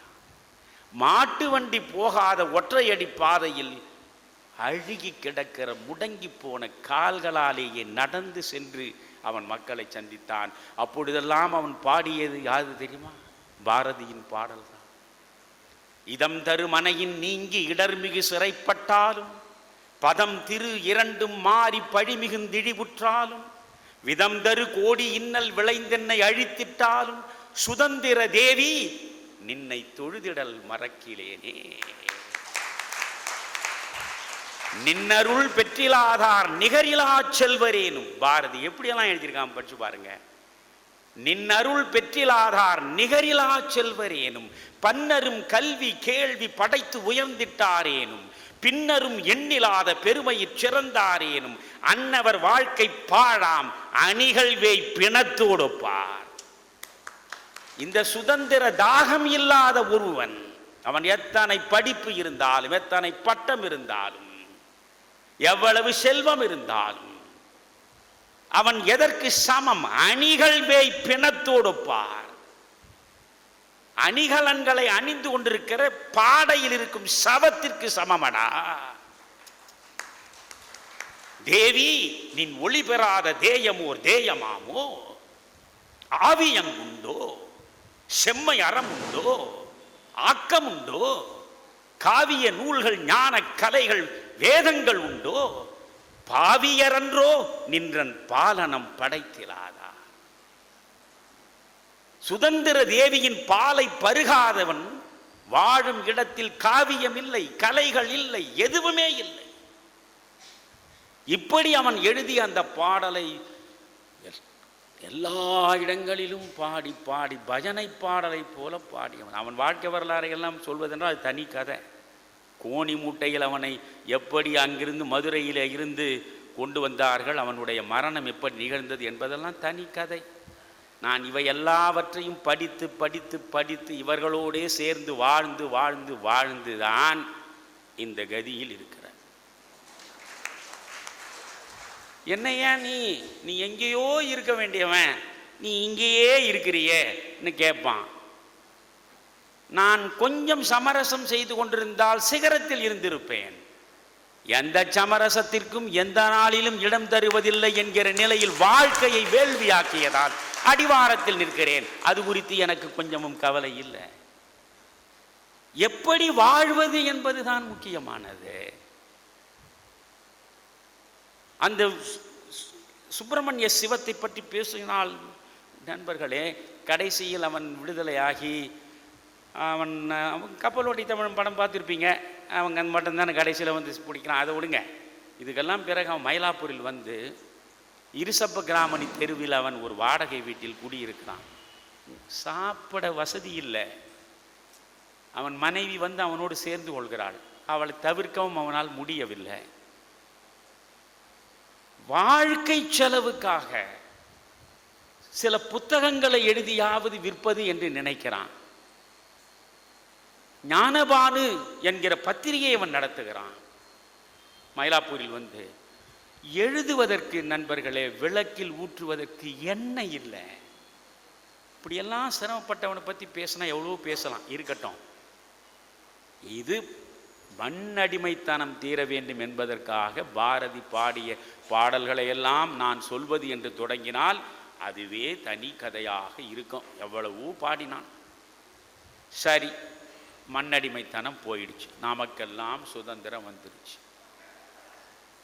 நீங்க எதற்காக அவன் வந்து சுதந்திரத்திற்காக அவ்வளவு பாடுபட்டான்? ரொம்ப அழகாக சொல்வான். எங்கும் சுதந்திரம் என்பதே பேச்சு, நாம் எல்லோரும் சமம் என்பது உறுதியாச்சு. அதான் முக்கியம். சுதந்திரம் சுதந்திரம் சுதந்திரம்னு ஏன்டா நான் சொல்றேன்? எங்கும் சுதந்திரம் என்பதே பேச்சு, சுதந்திரம் வந்து விட்டா நாம் எல்லோரும் சமம் என்பது உறுதியாச்சு. எல்லோரும் சமம். இந்தியா பத்திரிகையில் தலைப்பிலேயே சுதந்திரம், சமத்துவம், சகோதரத்துவம் என்கிற பிரெஞ்சு முழக்கத்தை தான் அவன் முதலிலேயே போட்டு அவன் இந்தியா பத்திரிகை அச்சிட்டான். அது மாதிரி அவன் பாடுபட்டான். அந்த பாடல்களை எல்லாம் நான் வரிசையாக சொன்னால் அங்கேயே தான் நிற்க வேண்டியிருக்கும். நாட்டு விடுதலை அவன் நினைத்திருக்கு. 1921 அவன் இறந்துட்டான். அதற்கு பிறகு 26 ஆண்டுகள் ஆன பின்னாலே தான் நமக்கு வந்து சுதந்திரம் கிடைத்தது. இந்த செல்லம்மாளை பற்றி அதாவது நான் ஒன்று சொல்கிறேன், நான் உண்மையில் வயிறறிந்து சொல்கிறேன். என்னிடம் இறைவன் தோன்றி, நீங்கள் இந்த படம் பார்த்துருப்பீங்களே, அவ்வையே நீ மீண்டும் நீ உனக்கு என்ன வரம் வேண்டும் கேள், பிறவாமை வேண்டும், மீண்டும் பிறந்தால் உன்னை மறவாமை வேண்டும். அப்படி அவன் வந்து என்னிடம், மணியனே உனக்கு என்ன வேண்டும்? எந்த நிலையிலும் என்னை இந்த தமிழ்நாட்டில் நீ படைக்காமல் இருக்க. தமிழன் என்றொரு இனம் உண்டு, தனியே அவருக்கு ஒரு குணம் உண்டுன்னு நாமக்கெல்லாம் எழுதி வச்சான். அது என்னடா குணம்? நீச குணம், நன்றியற்ற குணம். நன்றிக்கும் தமிழனுக்கும் சம்பந்தமே கிடையாதுயா. இந்த மக்கள் முன்னேறுவதற்காக தன் வாழ்வையே ஒருவன் அர்ப்பணிக்க துணிந்து விட்டால் அவனை கல்லறையில் கொண்டு போய் புதைக்கிற வரை தமிழன் விட மாட்டான். இவனை ஏமாற்றி ஏமாற்றி வாழ்வதுதான் வாழ்க்கை என்று ஒருவன் முடிவெடுத்து விட்டால் அவனை கொண்டு போய் உயரத்தில் உட்கார வைக்கிற வரை ஓயமாட்டான். அப்படி நல்ல குணம் தமிழனுக்கு. பாரதி இறந்துட்டாங்க, பெண் பிள்ளைக்கு திருமணம் செய்ய முடியலை. ஒரு பிள்ளைக்கு அவன் இருக்கிற போதே கடையத்தில் மூத்த மகளுக்கு கஷ்டப்பட்டு திருமணத்தை நடத்தினானுங்க. 2வது பிள்ளை சகுந்தலை, அந்த பிள்ளைக்கு திருமணம் செய்ய காசு இல்லை. யோசிங்க, இன்னைக்கு பாரதி பெருமையை பேசுகிறோம். செல்லம்மாள் பாரதியும் அவருடைய அண்ணன், அவருடைய சகோதரன் அப்பாத்துரை என்னென்னவோ முயன்று பார்க்கிறார்கள். ஒரு 3000-4000 ரூபாய் கூட அவர்களால் திரட்ட முடியலை. பிறகு என்ன செய்தார்கள் தெரியுமா? பாரதியினுடைய அத்தனை படைப்புகளையும் ஒருவனிடம் அடமானம் வைத்து அவன் கொடுத்த 3000 ரூபாயை வைத்துத்தான் அந்த குழந்தைக்கு திருமணமே நடத்தி முடித்தார். செல்லம்மாள் நினைக்கிறாள், பாரதி வாழ்ந்த போதுதான் அவனை இந்த தமிழ் உலகம் நன்றாக போற்றி பாராட்டவில்லை, இறந்த பிறகு எவ்வளவோ பேர் புகழஞ்சலி செலுத்துகிறார்களே, சரி அவனுடைய கவிதைகளை எல்லாம் நாம் புத்தகங்களாக போட்டு பார்ப்போம் என்று போட்டு பார்த்து அத்தனையும் நட்டக்கணக்கு தான், அத்தனையும் நட்டக்கணக்கு தான். பாரதி பிரசுராலயம் என்று வைத்தார்கள், ஒன்றும் பெரிதாக பாரதியை அவனும் திரும்பி பார்க்கவில்லை. இப்படி சொல்லிக்கொண்டே போகலாம், அது இருக்கட்டும். ரெண்டாவது கனவு, ஒரு கனவு நனவாயிடுச்சு. ரெண்டாவது கனவு தான் அவனுடைய பெண்ணடிமைத்தனம். பெண்ணடிமைத்தனம் போக வேண்டும். இந்த பெண்களுக்காக நீங்கள் உங்கள் இருக்கிற பெண்களுக்கு சொல்கிறேன், நீங்கள்லாம் இந்த பூஜை அறையில் லக்ஷ்மி சரஸ்வதி என்னென்னமோ படம்லாம் வச்சு பூஜை பண்ணுவீங்க இல்லையா? உண்மையிலேயே நீங்கள் பூஜை பண்ணணுன்னா பாரதியார் படம் வச்சு தான் பூஜை. 100 ஆண்டுகளுக்கு முன்னால் எப்படியெல்லாம் பெண்ணுக்கு அவன் பாடியிருக்கிறான். அவன் 1905 காசியில் நடைபெற்ற காங்கிரஸ் மாநாட்டில் போய் கலந்து கொள்கிறான். அவனுக்கு விவேகானந்தர் மீது மிகப்பெரிய ஈடுபாடு வந்து விடுகிறது. விவேகானந்தருடைய முதல் பெண் சீடர் நிவேதிதா தேவி. அன்னை நிவேதிதா தேவி கல்கத்தாவில் இருக்கிறார் என்பதை அவன் அறிந்து வைத்திருந்தான். காசி காங்கிரஸ் மாநாடு முடிந்ததும் நேரே அவன் கல்கத்தா போனான். அன்னை நிவேதிதா தேவியை போய் சந்தித்தான். அன்னை நிவேதிதா தேவியை சந்தித்த பொழுது, நீ எங்கிருந்து வந்தாய்? நான் தென்னிந்தியாவில் தென்கோடியிலிருந்து வந்திருக்கிறேன். சரி, உன்னுடைய மனைவியை அழைத்து கொண்டு வந்தாயா? நீண்ட பயணத்திற்கெல்லாம் மனைவியை அழைத்து கொண்டு வரும் வழக்கம் எங்களிடம் கிடையாது என்று பாரதி சொல்கிறான். அப்பொழுது புதுமை பெண்ணெல்லாம் பாடலாம. உடனே கடும் கோபம் அடைகிறார் நிவேதிதா தேவி. அவர் அருளுரை கொடுக்கிறார். நிவேதிதா தேவியின் அருளுரை. பாரதி மாதிரி மனுஷன் கிடையாது. அந்த அம்மையார் அவனை பார்த்து சொல்றார், பாரதி நன்றாக நீங்கள் கேளுங்க அந்த அருளுரைய. சாதி, மதம், பிறப்பு இவற்றின் காரணமாக எழும் அநாகரிகமான வேற்றுமைகளை மறந்துவிடு. இதுதான் முதல் அறிவுரை. எந்த சாதி, எந்த மதம், எந்த மாதிரி பிறப்பு பார்க்காத. சாதி, மதம், பிறப்பு காரணமாக எழும் வேற்றுமைகளைன்னு சொல்லல, அநாகரிகமான வேற்றுமைகள், அன்சிவிலைஸ்டு டிஃபரன்சஸ், அநாகரிகமான வேற்றுமைகளை மறந்துவிடு முதல்ல. இரண்டாவது, பெண்ணை ஒருபோதும் தாழ்வாக நினைக்காதே. ஒரு நிலையிலும் பெண்ணை தாழ்வாக நினைக்காதே. மூன்றாவது, உன் மனைவியே ஆயினும் அவளை காமத்தோடு நோக்காதே. அவள் ஒன்றும் காமத்திற்கான நுகர் பொருள் இல்லை, கன்சியூமர் ப்ராடக்ட் இல்லை. உன் மனைவியே ஆயினும் காமத்தோடு நோக்காதே. நான்காவது, பெண்ணை இருட்டில் தள்ளிவிட்டு ஆண்கள் மட்டும் வெளிச்சத்தில் உயர்ந்துவிட முடியும் என்று ஒருபோதும் நம்பாதே. இதை அப்படியே ஏற்றுக்கொண்டான். அதற்கு பிறகு அவன் வந்ததும் பெண் விடுதலைக்காக எப்படியெல்லாம் பாடு. வள்ளுவன் பெண்ணை உயர்த்தியவன் தான், இல்லற தர்மத்தை பற்றி பெரிதாக பேசியவன் தான். ஆனால் வள்ளுவன் வந்து பெண் வழி சேரல் என்று ஒரு அதிகாரத்தை அமைத்திருக்கிறான். அதில் 10 குறட்பாக்கள் இருக்கு. அதில் அவன் ரொம்ப தெளிவாக சொல்கிறான், பெண் ஏவல் செய்து ஒழுகாதன்றான். பொம்பளை பேச்ச கேட்காதடான்றான், கேட்டால் உருப்பட மாட்டேன்றான்.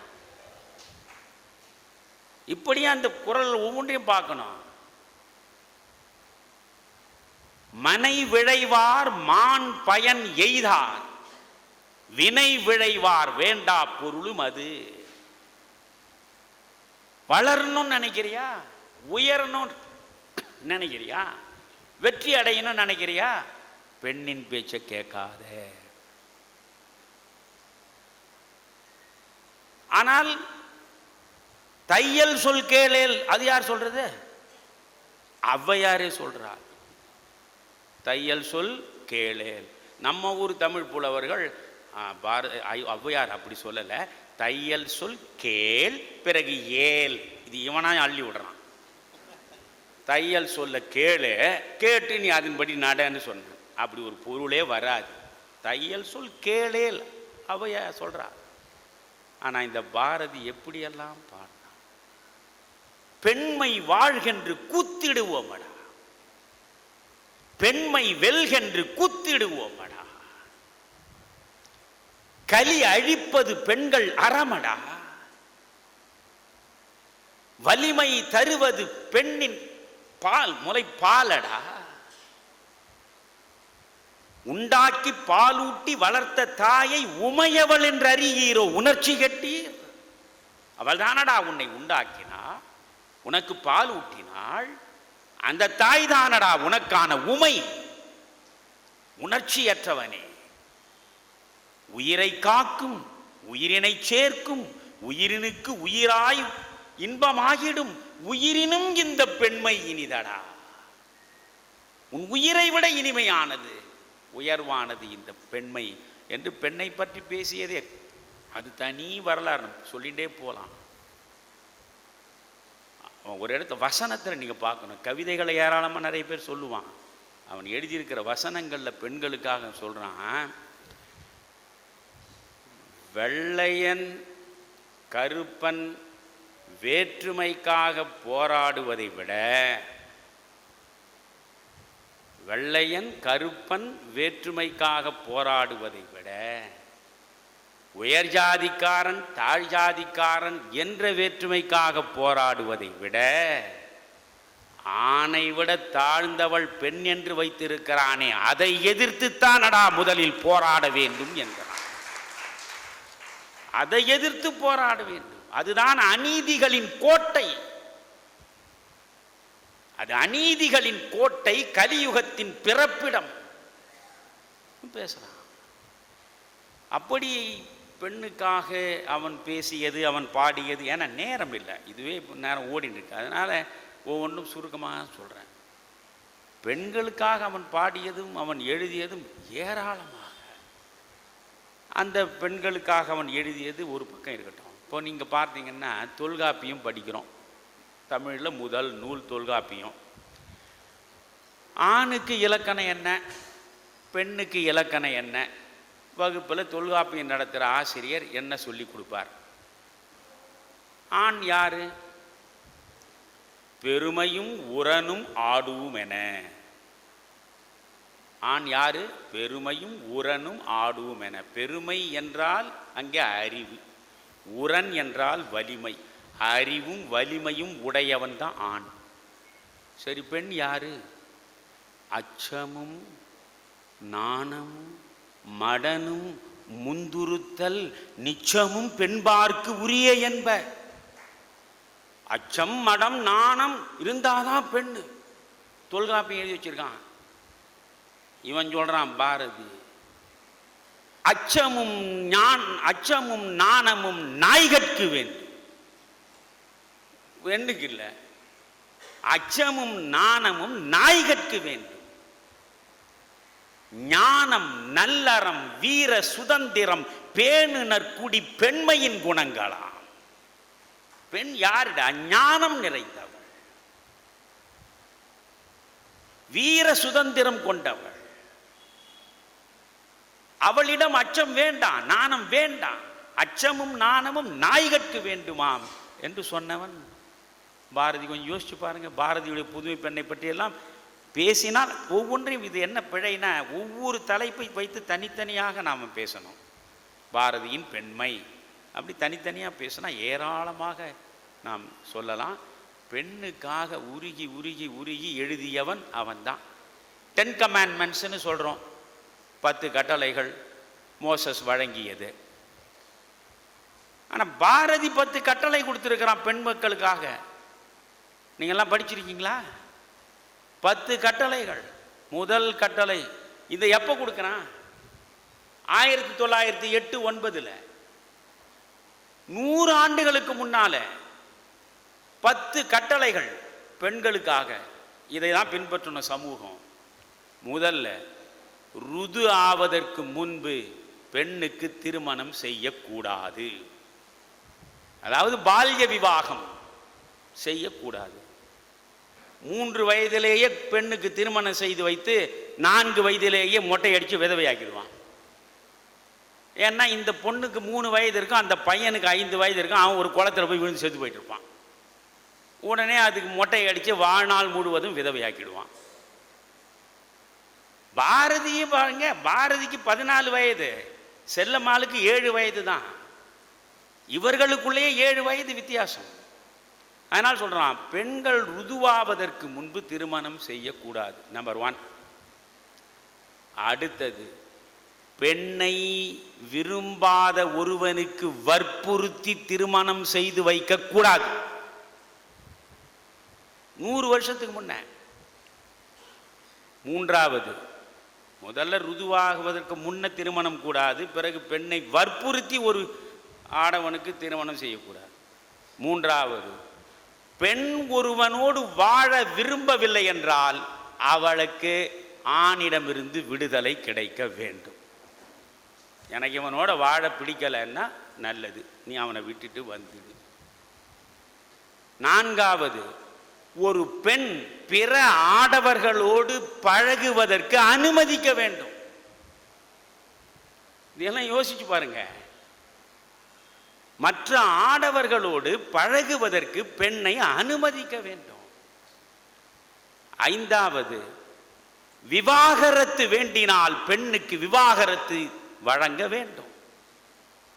6வது, திருமணமே வேண்டாம் என்று சொல்லிவிட்டு தன் காலில் நின்று ஜீவனம் அவள் நடத்தினால் அதை சமூகம் அனுமதிக்க வேண்டும். 7வது, ஆணுக்கு சமமாக பெண்ணுக்கு சொத்தில் பங்கு தர வேண்டும். 8வது, ஆணுக்கு சமமாக பெண்ணுக்கும் உயர்கல்வி கிடைக்க வேண்டும். 9வது, ஆணுக்கு சமமாக பெண்ணுக்கு ஆட்சியில் பங்கு கிடைக்க வேண்டும். 10வது, ஆணுக்கு சமமாக பெண்ணுக்கு அதிகார பகிர்வும் தரப்பட வேண்டும். இதற்கு மேலே பெண்களுக்காக அவன் உருகனதையெல்லாம் நான் சொல்லி இருக்க வேண்டிய அவசியமே இல்லை. இந்த 10 கட்டளைகளை அவன் சொல்கிறான். இது பெண் விடுதலைக்கு. சாதி மதம் அதுதான் முக்கியமானது. அதை மட்டும் நான் சுருக்கமாக சொல்லிவிட்டு விடைபெறுகிறேன். ஏன்னால் இந்த சாதி மதம் என்பது தான் இன்னமும் நம்ம பிடிச்ச ஆட்டிய அலைக்கழிக்கிறது. இந்த இரண்டிலிருந்தும் மனித சமூகம் அவ்வளவு எளிதாக விடுபடுவதாக இல்லை. உண்மையிலேயே ஞானபானுவில் பாப்பாவுக்காக எழுதிய பாட்டு அது. சாதிகள் இல்லையடி பாப்பா என்று அவன் குழந்தைக்காக எழுதிய பாட்டு தான் அது. அதை சுப்பிரமணிய சிவத்துடைய ஞானபானுவில் தான் முதலில் அதை வெளியிடுறான். அந்த பாடலை நீங்கள் பார்த்தீங்கன்னா சாதி பெருமை இல்லையடி பாப்பா என்று இருக்கும். ஏன்னா பாரதிக்கு தெளிவாக தெரியும், சாதியே இல்லாமல் இந்த ஒரு சமுதாயத்தில் நாம் ஒரு மாற்றத்தை கொண்டு வந்து விட முடியும் என்பதற்கு சாத்தியமே இல்லை என்று அவனுக்கு தெரியும். சரி, சாதி இருந்து தொலையட்டும், சாதியை வச்சு பெருமை சொல்லாத. நான் இந்த சாதி என்று பெருமையும் அவன் அந்த சாதி என்று சிறுமையும் அப்படி பேதப்படுத்தாத. சாதிகள் சொல்லி பெருமைப்படாதேன்னு முதல்ல எழுதினான். ஆனால் அது பிறகு திருத்தி பாரதியார் கவிதைகள் வரும்போது சாதிகள் இல்லையடி பாப்பா, குல தாழ்ச்சி உயர்ச்சி சொல்லல் பாவம்னு வந்துருச்சு. இந்த தாழ்த்தப்பட்டவர்களுக்கு ஒடுக்கப்பட்டவர்களுக்கு அவன் எவனுமே கண்ணீர் விட்டு எழுதியிருக்க மாட்டாங்க.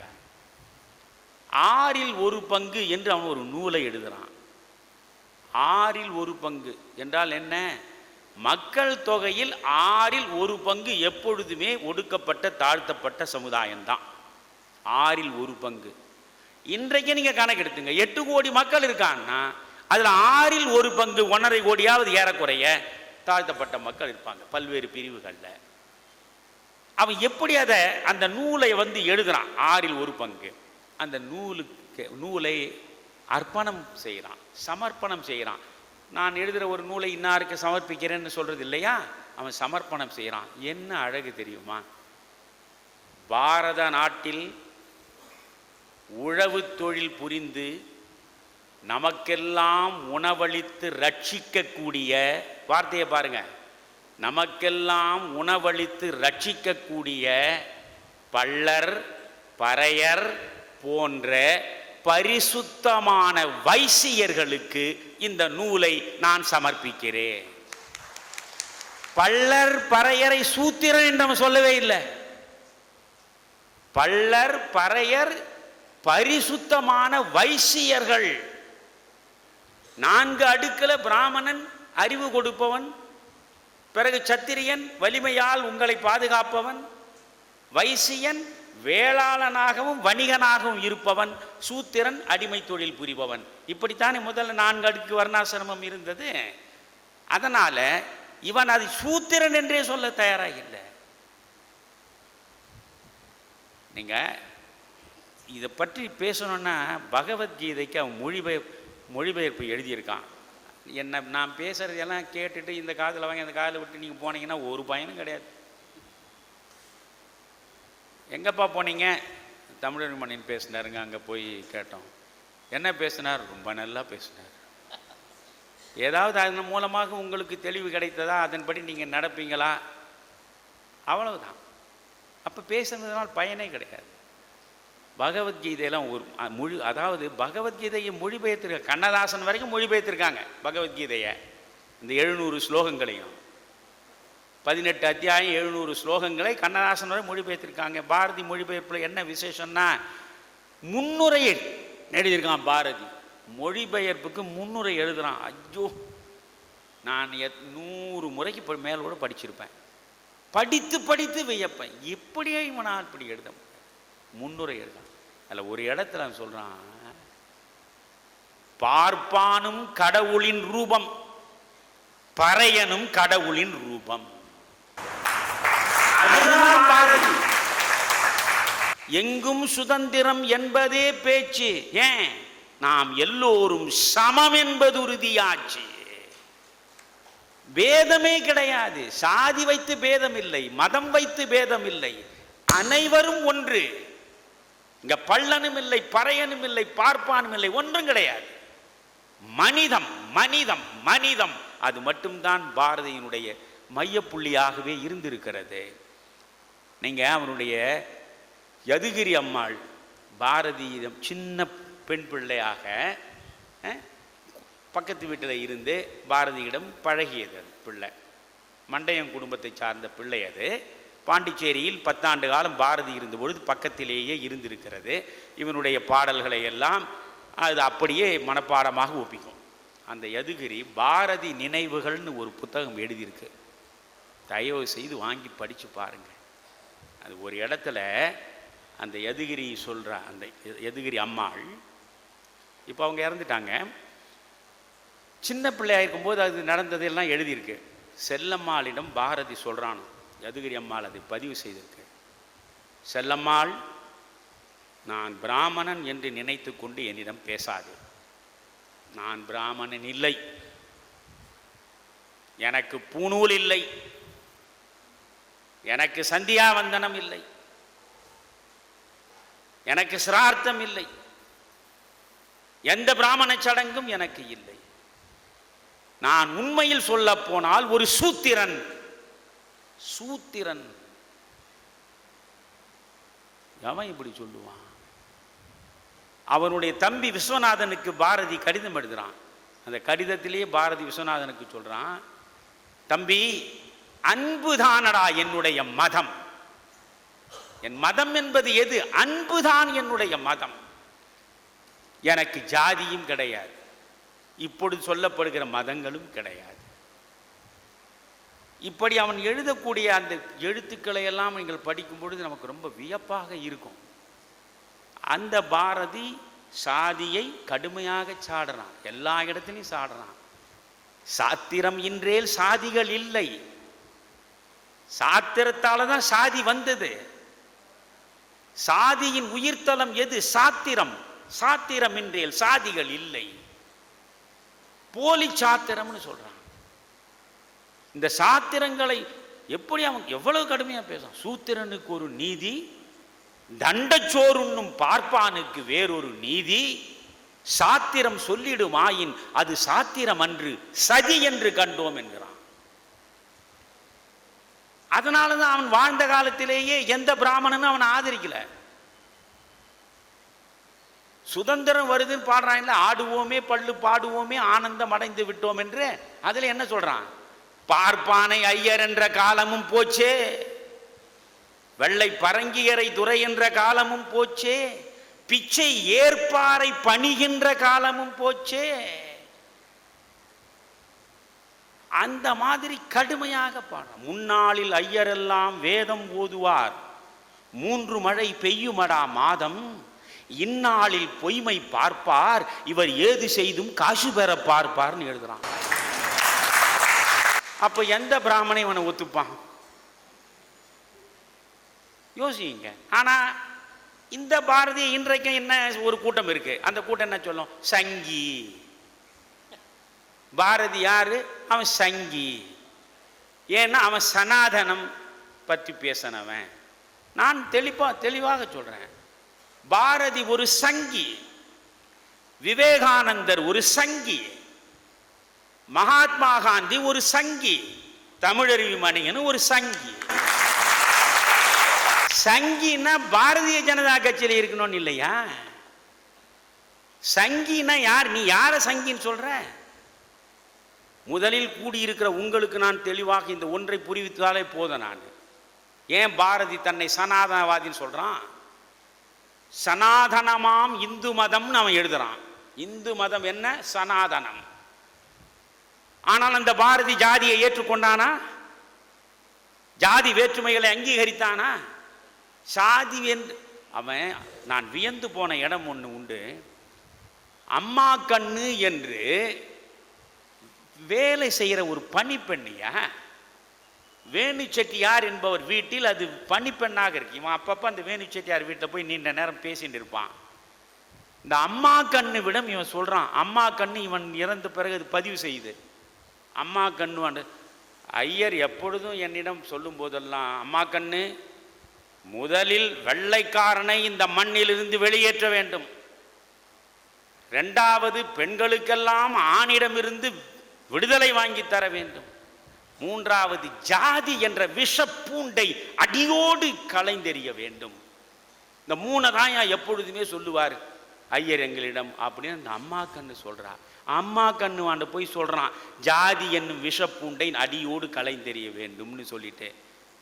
அவன் சனாதனின்னு நீங்க, உங்களுக்கு நான் சொல்றேன், நான் இதை பற்றி விளக்கமாக பேசியிருக்கேன். வருணாசிரமம் என்பது வேறு, சனாதனம் என்பது வேறு. சனாதன தர்மம் வேறு, வருணாசிரம தர்மம் வேறு. ஸ்ருதி வேறு, ஸ்மிருதி வேறு. ஸ்ருதி என்பது காலத்தால் அழியாதது, என்றும் நிலையானது, மாற்றம் உறாதது. ஸ்மிருதி என்பது காலத்திற்கு ஏற்றாற்போல் இயற்றப்படுகிற சட்டம் அது.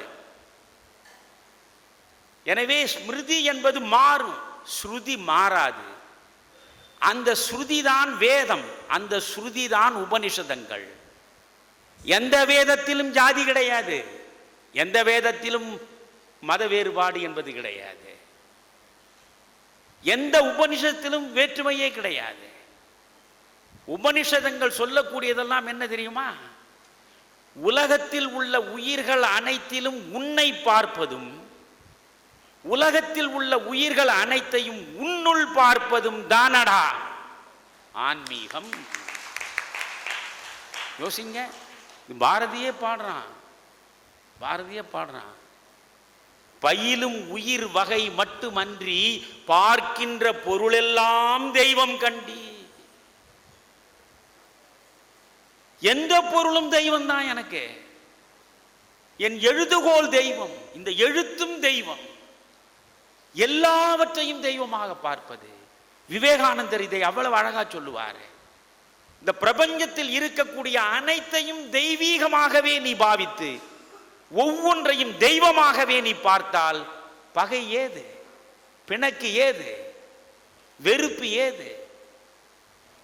எனவே எல்லாவற்றிலும் தெய்வத்தை பார்ப்பதற்கு பெயர் தான் சனாதனம். நீங்கள் உயிர், உலகம், இறைவன், இந்த 3ஐயும் வைத்துத்தான் எல்லா மதங்களும் இருக்குது. நீங்கள் உபனிஷத கருத்துக்களை எல்லாம் படித்து பாருங்க. நான் 108 உபனிஷதங்கள் என்று சொல்றான். அதில் மிக முக்கியமானவை 13 உபனிஷதங்கள் விவேகானந்தர் சொல்கிறார். 13 உபனிஷதங்களையும் முழுமையாக நான் படித்தவன், 4 வேதங்களையும் படித்தவன். தெளிவாக நான் சொல்கிறேன். உயிர், உலகம், இறைவன் என்று 3 இருக்குல்ல. அதில் மாண்டூக்கிய உபநிடதம் இன்னும் அழகாக சொல்லுது, உயிர் வேறு, உலகம் வேறு, இறைவன் வேறு கிடையாது. உயிரை படைத்தது யார்? இறைவன். உலகை படைத்தது யார்? இறைவன். இறைவன், உயிர், உலகம் 3ம் ஒன்றே தவிர வேறல்ல. ஈசாவாசிய உபநிடதம் இருக்கு. மகாத்மா காந்திக்கு மிகவும் பிடித்த உபநிடதம் அதுதான். இவ்வளோன்று இருக்கு அந்த ஈசாவாசிய உபநிடதம். படிச்சிங்கன்னா அந்த ஈசாவாசிய உபநிடத்திலேயே மிக தெளிவாக சொல்றான், எல்லா உயிர்களின் மீதும் அன்பு செலுத்துவது தான் உனக்கான வாழ்க்கை லட்சியம். பிறவற்றுக்காக நீ அனைத்தையும் தியாகம் செய்ய வேண்டும் என்பதுதான் லட்சியம். எனவே இப்படியெல்லாம் பேசுகிற அந்த சனாதனம் என்பது வேதங்களும் உபனிஷதங்களும் மட்டும் சொல்வது.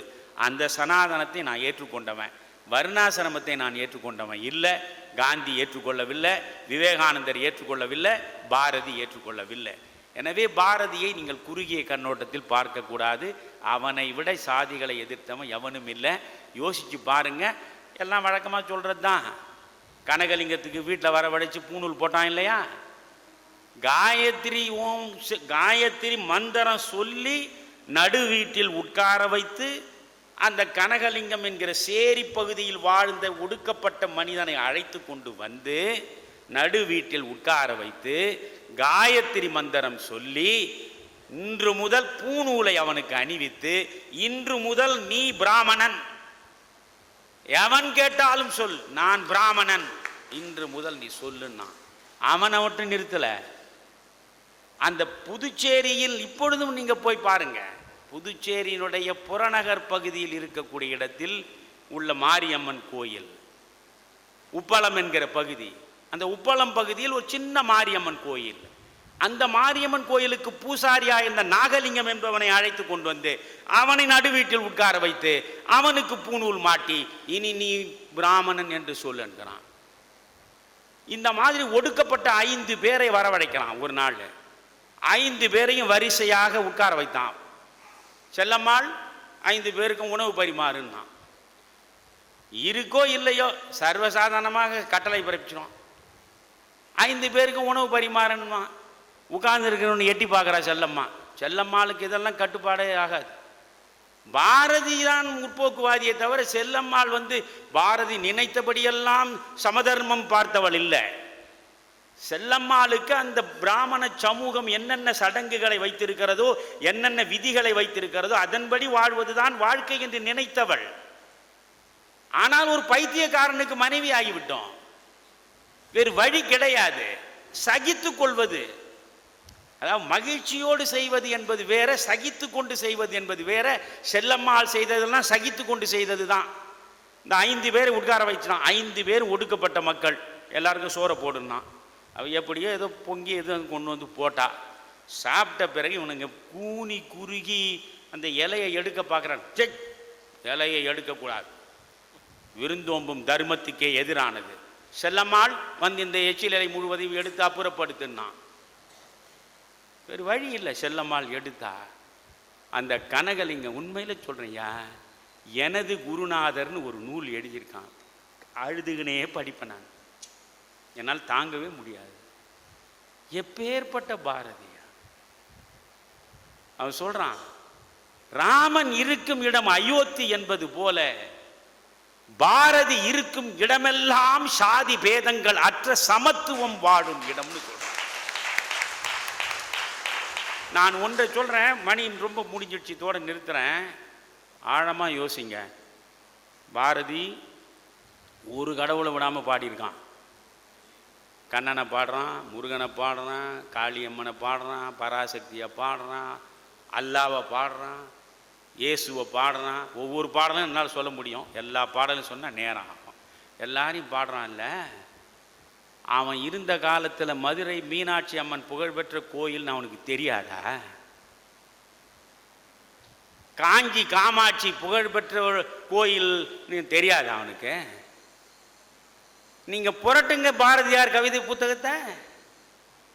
உப்பளத்தில் இருக்கக்கூடிய பட்டியல் வகுப்பை சார்ந்த ஒடுக்கப்பட்ட மக்கள் மட்டுமே வணங்கி கொண்டிருந்த முத்துமாரி அம்மனை பத்தி 2 பாடல் எழுதியிருக்கான்.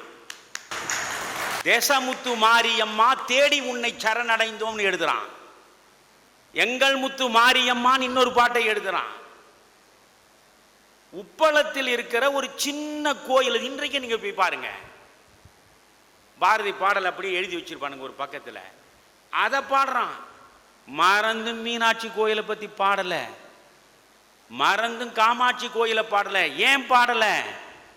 இந்த மீனாட்சி கோயிலிலும் காமாட்சி கோயிலிலும் பாரதி இருந்த பொழுது இந்த தாழ்த்தப்பட்டவனுக்கு உள்ளே வருவதற்கு இடமில்லை. ஒடுக்கப்பட்ட சமுதாயத்தை சார்ந்தவன் கோயிலுக்குள்ளே நுழைய முடியாது. ஒடுக்கப்பட்ட சமுதாயம் கோயிலுக்குள்ளே நுழைய முடியாது என்றால் அந்த கோவில் எனக்கு தேவையில்லை. ஒடுக்கப்பட்டவன் எந்த கோவிலை வைத்திருக்கிறானோ அந்த கோவிலை பற்றி நான் பாடுகிறேன் என்று பாடியவனடா பாரதி. அப்படி பாடியவன். நிறைவாக நான் சொல்லி முடிக்கிறேன்.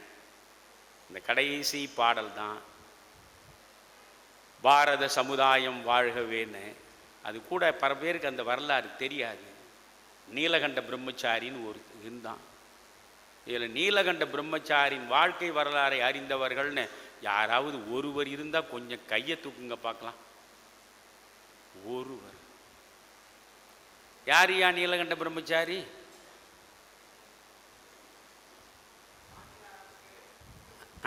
என்ன சொல்றாரு? ரொம்ப மகிழ்ச்சி. அதாவது அது விரிவாக போக வேண்டாம். வாஞ்சிநாதன் ஆஷ் துரையை கொள்வதற்கு அதற்கான அந்த துப்பாக்கி கொடுத்ததுலேருந்து பயிற்சி கொடுத்ததுலேருந்து பாண்டிச்சேரியில் ஒரு கூட்டம் நடந்தது இல்லையா, அதில் பின்னால் இருந்த தீவிரவாதி தான் நீலகண்ட பிரம்மச்சாரி. அந்த ஆஷ் துரை கொலை வழக்கில் அவன் சம்பந்தப்படுத்தப்பட்டு 8 ஆண்டுகள் சிறையில் இருந்தான். 8 ஆண்டுகள். அதற்கு பிறகு சிறையில் இருந்து வெளியே வந்து கம்யூனிஸ்டாக அவன் மாறினான். பாருங்க, முற்றிலும் முரண்பட்ட கம்யூனிஸ்டாக சிங்காரவேலுவோட கம்யூனிஸ்ட் தலைவரோடு சேர்ந்து அவன் போராடினான். அதில் அவன் சிறைக்கு போய் 10 ஆண்டுகள் இருந்தான். 18 ஆண்டுகள் சிறைவாசம் செய்தவன் நீலகண்ட பிரம்மச்சாரி. அந்த நீலகண்ட பிரம்மச்சாரி பாரதி சாவதற்கு ஒரு 3-4 நாளுக்கு முன்னே தான் பாரதி வீட்டுக்கு வரான். திருவல்லிக்கேணியில் பசி, பல நாள் சாப்பாடு இல்லை. 3 நாள் பாரதியார் வீட்டிலே அவன் தங்கி பசியாறி பாரதியின் மகளிடம் ஏதாவது காசு இருக்கிறதா என்று கேட்கிறான். பாரதி மகள் 1 அணா வைத்திருந்தால் அதை கொடுத்தால் அதை வாங்கி கொண்டு நீலகண்ட பிரம்மச்சாரி போனான். 18 வருஷம் சிறையில் இருந்தான். அதுக்கு பிறகு இந்த மனித சமூகத்தை விட்டு கோலார் தங்க சுரங்கத்திற்கு பக்கத்தில் போய் அதுக்கப்புறம் ஒரு சாமியாராக ஆயிட்டார். அந்த கதை வேற. நான் இப்போ சொல்ல வந்தது என்னன்னா, இந்த பாரதி சாக கிடக்கிறான். இந்த நீலகண்ட பிரம்மச்சாரி சோறு கூட இல்லாமல் பல நாள் பட்டினி கிடந்து வந்து இந்த பாரதியின் வீட்டில் 3 நாள் தங்கி பசியாறினான் இல்லையா, அது அவனுக்கு மிகப்பெரிய பாதிப்பை உருவாக்கிடுச்சு. அந்த பாதிப்பில் வந்தது தான் அவன் எழுதிய கடைசி கவிதை. பாரத சமுதாயம் வாழ்கவே, வாழ்க வாழ்க பாரத சமுதாயம் வாழ்கவே, 30 கோடி ஜனங்களின் சங்கம் முழுமைக்கும் பொது உடைமை, ஒப்பிலாத சமுதாயம் உலகத்துக்கு ஒரு பொதுமை. பொது உடைமையை பேசுறான் அந்த பாட்டில் தான். அந்த பாட்டில் தான் சொல்றான், தனி ஒருவனுக்கு உணவில்லை எனில் ஜகத்தினை அழித்திடுவோ. அந்த பாட்டில் தான் கடைசியா சொல்றான். இதை மட்டும் யாரும் சொல்றது இல்லை. எல்லா உயிர்களிலும் நானே இருக்கின்றேன் என்றுரைத்தான் கண்ணபெருமான். பார்ப்பான், பறையன், பள்ளன் 1000 ஜாதி சொல்றீங்களே, பாரதி கடைசி பாடல் இதுதான் சொல்றான். எல்லா உயிர்களிலும் நானே இருக்கின்றேன் என்றுரைத்தான் கண்ணபெருமான். எல்லாரும் அமரநிலை எய்தும் நன்முறையை இந்தியா உலகிற்கு அளிக்கும். ஆம், இந்தியா உலகிற்கு அளிக்கும். ஆம் ஆம், இந்தியா உலகிற்கு அளிக்கும். எல்லா உயிர்களிலும் இறைவன் தான் இருக்கிறான் என்பதை உலகத்துக்கே இந்தியா அறிவிக்குமா? எல்லா உயிர்களிலும் இறைவன் இருக்கிறான் என்று திரும்ப திரும்ப ஏன் சொல்றான்? இந்து மதத்தினுடைய அடிப்படை கொள்கை என்று ஒரே வரியில பாரதி முடிக்கிறான். சர்வ ஜன ஐக்கியம், சர்வ ஜீவ ஐக்கியம். அவ்வளவுதான். சர்வ ஜன ஐக்கியம், எல்லா மக்களும் ஒன்று. சர்வ ஜீவ ஐக்கியம், எல்லா ஜீவன்களும் ஒன்று. அது விலங்கு, பறவை, மனிதன் எல்லாமே ஒன்றுதான். எல்லாவற்றிலும் பரம்பொருள் தான் இருக்கான். அதனால் எந்த பேதமும் இல்லை. இந்த நன்முறையை இந்தியா உலகிற்கு அளிக்கும். எல்லாரும் ஓர் குலம், எல்லாரும் ஓர் இனம், எல்லாரும் இந்நாட்டு மன்னர், எல்லாரும் ஓர் நிறை, எல்லாரும் ஓர் விலை, எல்லாரும் இந்திய மக்கள். நன்றி, வணக்கம்.